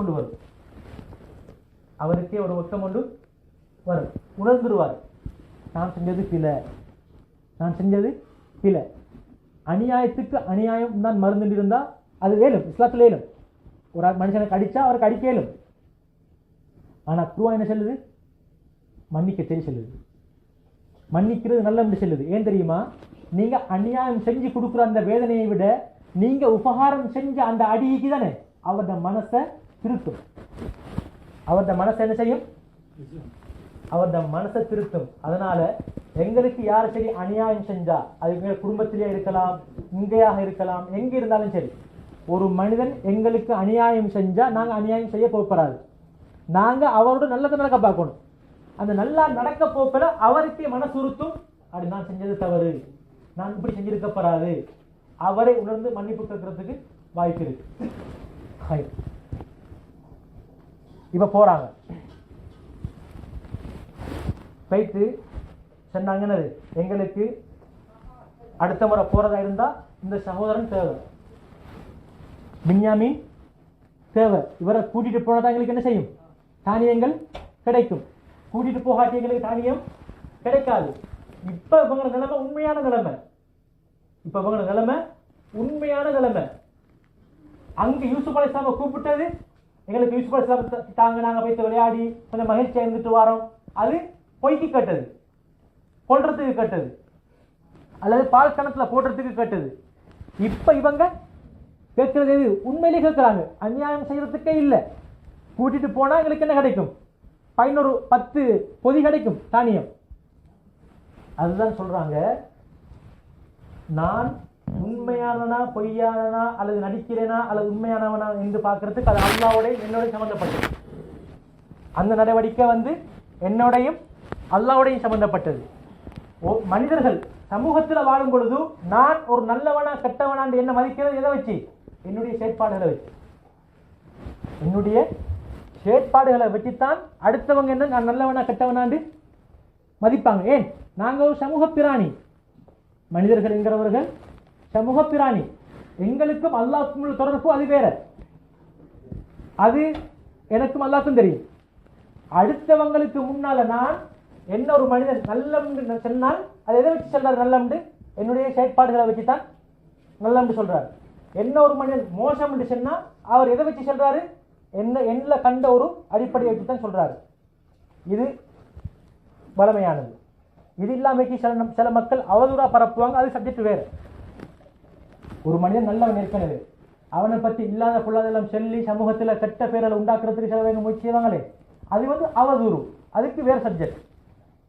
இது நான் சொன்னது பொதுவான அடிப்படையில். அப்ப போயிட்டு கேட்டாங்க வாப்பா கிட்ட, வாப்பா எங்களுக்கு பின்யாமீன சகோதரனை தாங்க, இவரை இப்ப இந்த முறை கூட்டு போனதான் எங்களுக்கு என்ன கிடைக்கும்? தானியங்கள் கிடைக்கும். இந்தா எங்களுக்கு திரும்பி இந்த சாமான்லாம் போட்டு அனுப்பிக்குது. அடுத்தது சாமானை போட்டு அனுப்புறதுக்கு இன்னொரு காரணம், அடுத்த முறை வாரத்துக்கு அவங்ககிட்ட பண்ட மாற்றம் கொண்டு வரத்துக்கு பொருள் இல்லாமல் போய்த்திருந்தால், அப்ப எனவே இதை அனுப்பிட்டா அவங்க சாப்பிடுறது முடிஞ்சு போனாலும் திரும்ப எடுக்கிறதுக்கு ஒரு பண்ட மாற்றம் ஒன்றும் இருக்கும் எங்களுக்குனால. இப்ப யாக்கூப் அலைஹிஸ்ஸலாம் கேட்கிறாங்க சகோதரன் அனுப்ப சொல்லி. இவங்க சொன்னாங்க, நீங்க ஏற்கனவே யூசுப்பை தான் இப்படித்தான் கேட்டு போனீங்க, இப்படித்தான் கேட்டுட்டு போயிட்டு அவருக்கு நீங்க என்ன செஞ்சீங்க? இல்லாம தொலைச்சிட்டீங்க.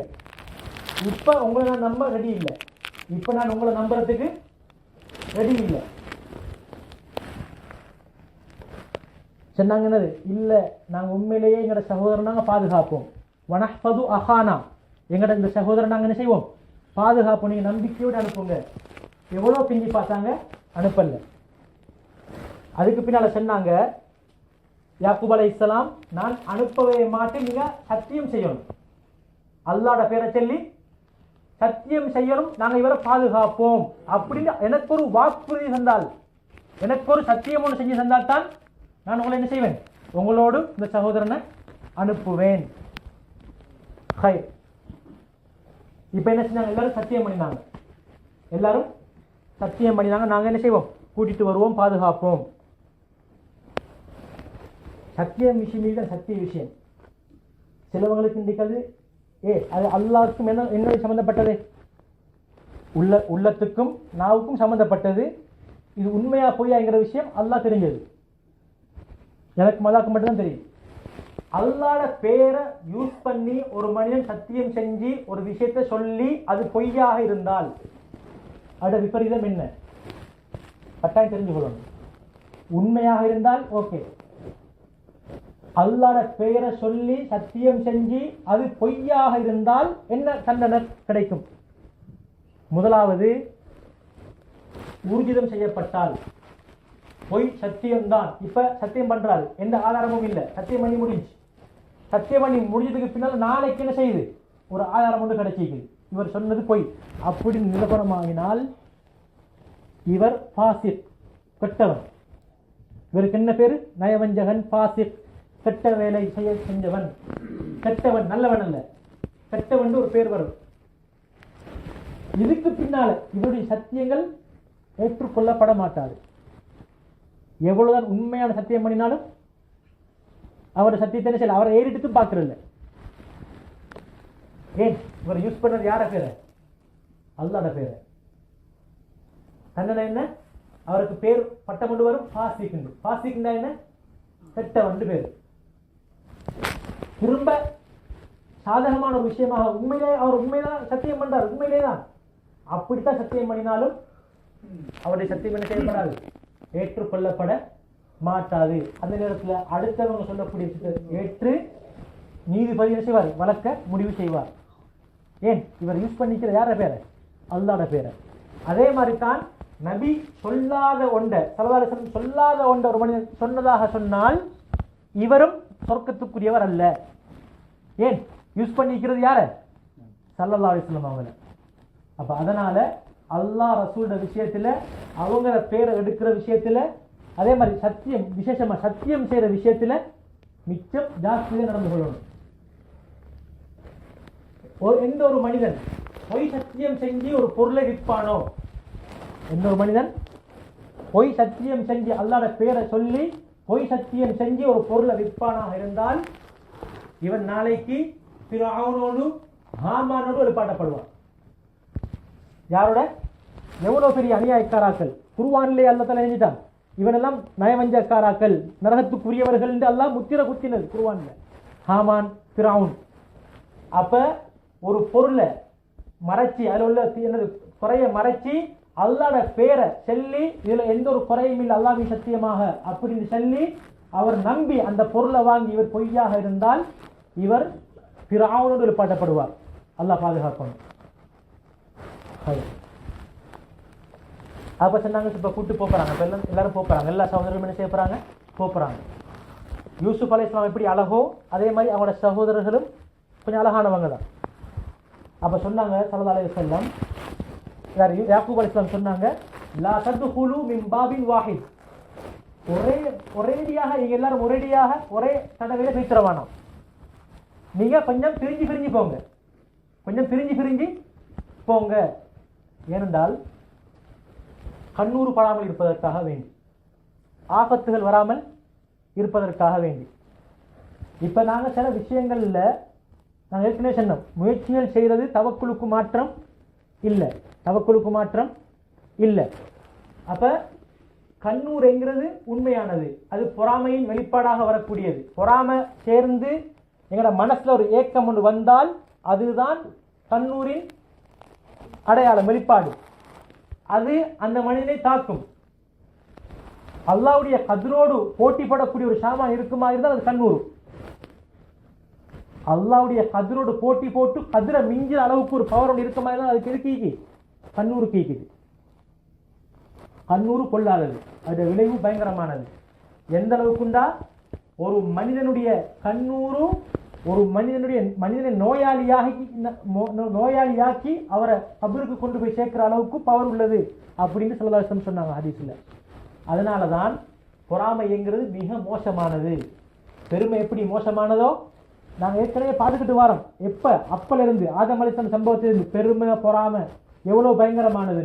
அப்ப இங்கேயும் பெருமைங்கிறவனுக்கு ஒரு சின்ன அளவு பெருமை இருந்தாலும் சொர்க்கம் போறதுக்கு இயலாது. அதே மாதிரி யார்ட உள்ளத்துல பொறாமை இருக்குமோ அவர் எவ்வளவு நல்லமல் செஞ்சு வேலை இல்லை. இந்த ஓட்ட குடத்துள்ளுக்கும் தண்ணி ஊத்துற கதை, நெருப்பு எப்படி அந்த இவ்வளவு பெரிய பயங்கரமான பெரிய மரத்தை அப்படியே சாம்பலாக்கிடுதோ அதே மாதிரி தான் எங்களோட நன்மை எல்லாத்தையும் அந்த பொறாமை அழிச்சு போட்டுரும். அதனால ஒரு விஷயம் நாங்கள் எங்களோட மனசை நாங்கள் கட்டுப்படுத்தணும். எப்படி நாங்கள் ஏற்கனவே சொன்னோம், எங்களோட மனசை நாங்கள் முயற்சி செய்யணும். எங்களோட மனசுல எனக்கு அப்படியான ஒரு மனிதனுடைய வளர்ச்சியை பார்த்து எனக்கு பொறாமை ஈக்குதா, அப்படியா இருந்தால் நான் என்ன செய்யணும், அதுல இருந்து நான் விடுபட பார்க்கணும். ஒரு விஷயம் எங்களுக்கு முன்னால சொல்லப்பட்டால் மாஷா அல்லாஹ் அப்படின்னு சொல்லணும். ஒரு நல்ல ஒரு விஷயத்த சொன்னால், ஒரு நல்ல ஒரு சுப செய்தியோட சொன்னா மாஷா அல்லான்னு சொல்லணும். அந்த சொன்னால் அங்கே வராது, கண்ணூர் ஏற்பட மாட்டாது. மாஷா அல்லான்னு சொல்லக்கூடிய பழக்கத்தை உண்டாகி கொள்ளணும். அடுத்தது போதும் என்கிற மனம் இருக்கணும். அவருக்கு அளந்தது அவருக்கு கிடைக்குது, எனக்கு அளந்தது எனக்கு கிடைக்குது. அவ்வளவுதான் சுருக்கம். எனக்கு அளந்தது எனக்கு கிடைக்குது, அவருக்கு அளந்தது அவருக்கு கிடைக்குது.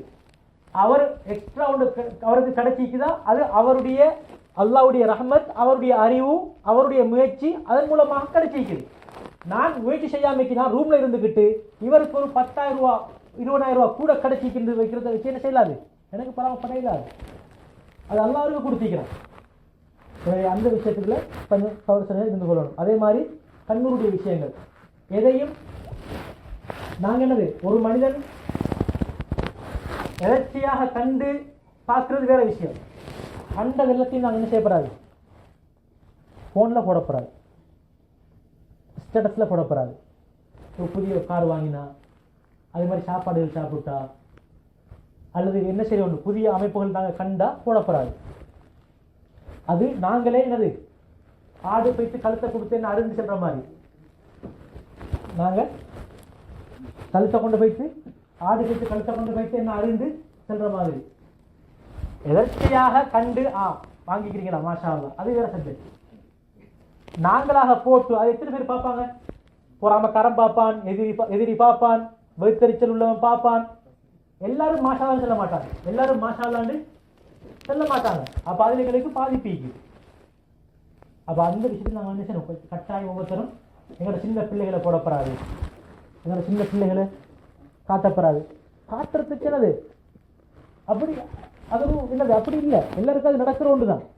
எல்லா இடங்களையும் புள்ள பிறக்குது, எல்லா இடங்களையும் வாங்குறது, எல்லா இடங்களையும் சாப்பிடுறது. அப்ப அதை நாங்கள் என்னது அந்த டைம்ல கஷ்டத்தில் உள்ள ஒருத்தர் பார்த்து போட்டு வாய் ஊறினா இல்ல யோசிக்கணும். அப்ப நாங்களே என்னது அடுத்தவங்க மனசுல ஆசையை ஊட்டுறோம். அப்ப இந்த மாதிரியான விஷயங்கள் எல்லாம் இருக்குது. கொஞ்சம் ஒரு புதிய இடத்துக்கு போறோம், அது வேற விஷயம். இயற்கை காட்சிகளை போடுறோம், அது வேற சப்ஜெக்ட். என்ன எதை நாங்க காட்டினால் அது பொறாமைப்படத்தக்கதாக இருக்குமோ, நாங்க எந்த விஷயத்தை போட்டால் அது பொறாமைப்படத்தக்க ஒரு விஷயமாக இருக்குமோ அந்த விஷயத்தை நாங்க நினைச்சோம் தகர்ந்து கொள்ளணும். போடாமை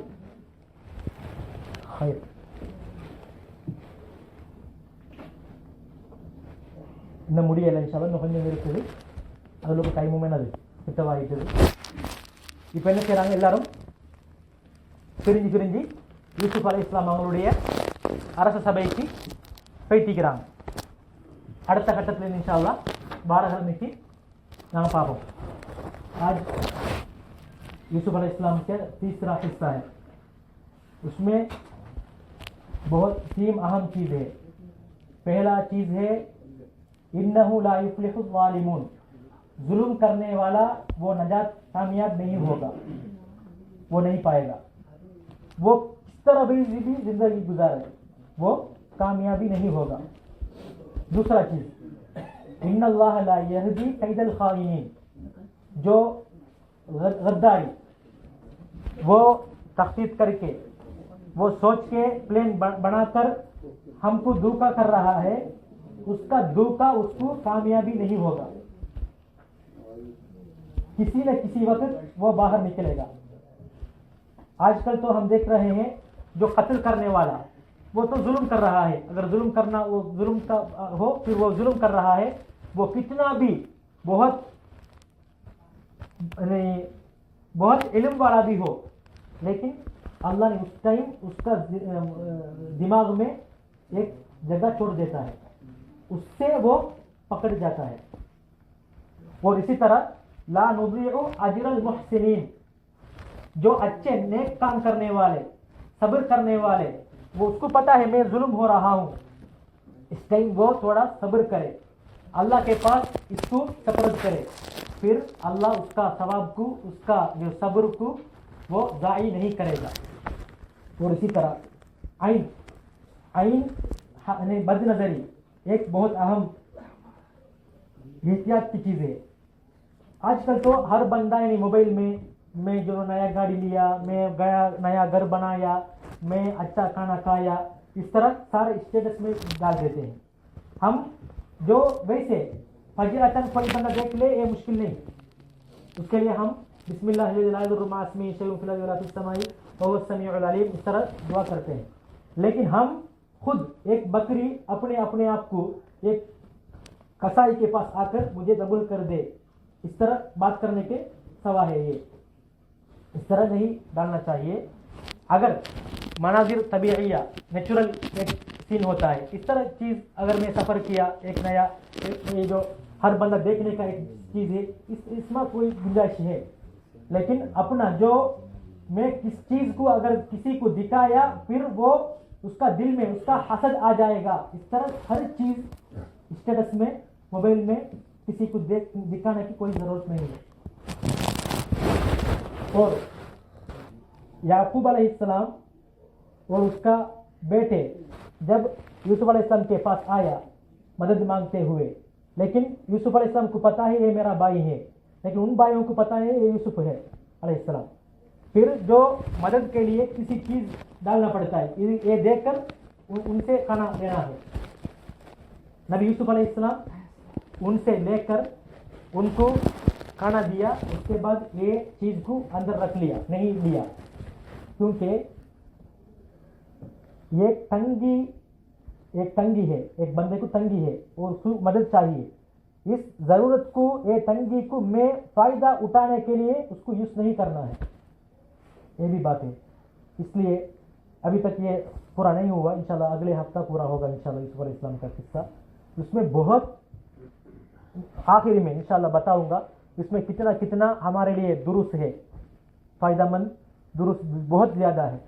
इसलिए हम उसको एक दर्स के तौर पर देखकर हमारे ज़िंदगी में उसको लाना है। அதனால் இது மட்டும் இல்லை, யூசுப் அலைஹிஸ்ஸலாமுடைய சம்பவம் இன்ஷால்லா வாரகிழமைக்கு முடிஞ்சதுக்கு பின்னால் இந்த சூரா யூசுஃபில் படிப்பினைக்குரிய எத்தனையோ விஷயங்கள் இருக்குது, எத்தனையோ பாடங்களில் இருக்குது. நாங்கள் இதை பாடமாக எடுக்கணும் எங்களோட வாழ்க்கைக்கு. அதை பாடமாக எடுத்து நாங்கள் எங்களோட வாழ்க்கையில் நாங்கள் அதை திருத்திக் கொள்ள பார்க்கணும்.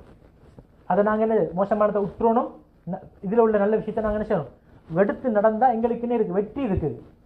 ஸாலிகல் கிதாபு லா ரைப ஃபீஹ், இந்த குர்ஆன் இருக்குதே எந்த சந்தேகமும் இல்லை, இது அல்லாஹ்வுடைய வேதம். ஹுதல் லில் முத்தகீன், இது நேரான வழியை கொண்டு போய் சேர்க்கும், கெட்டவனை நல்வழிப்படுத்தும். இந்த குர்ஆன் கெட்டவனை என்ன செய்யும், நல்வழிப்படுத்தும். யாருக்கு?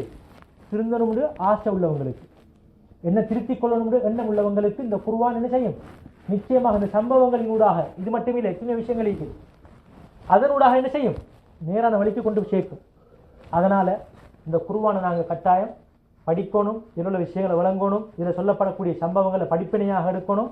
எங்களோட வாழ்க்கையில் நல்ல பல மாற்றங்களை உண்டாக்கி கொண்டு நாங்கள் ஒவ்வொருத்தரும் முயற்சி செய்யணும். அதுக்கு அல்லாஹ் சுப்ஹானஹு வ தஆலா தௌஃபீக் செய்வானாக.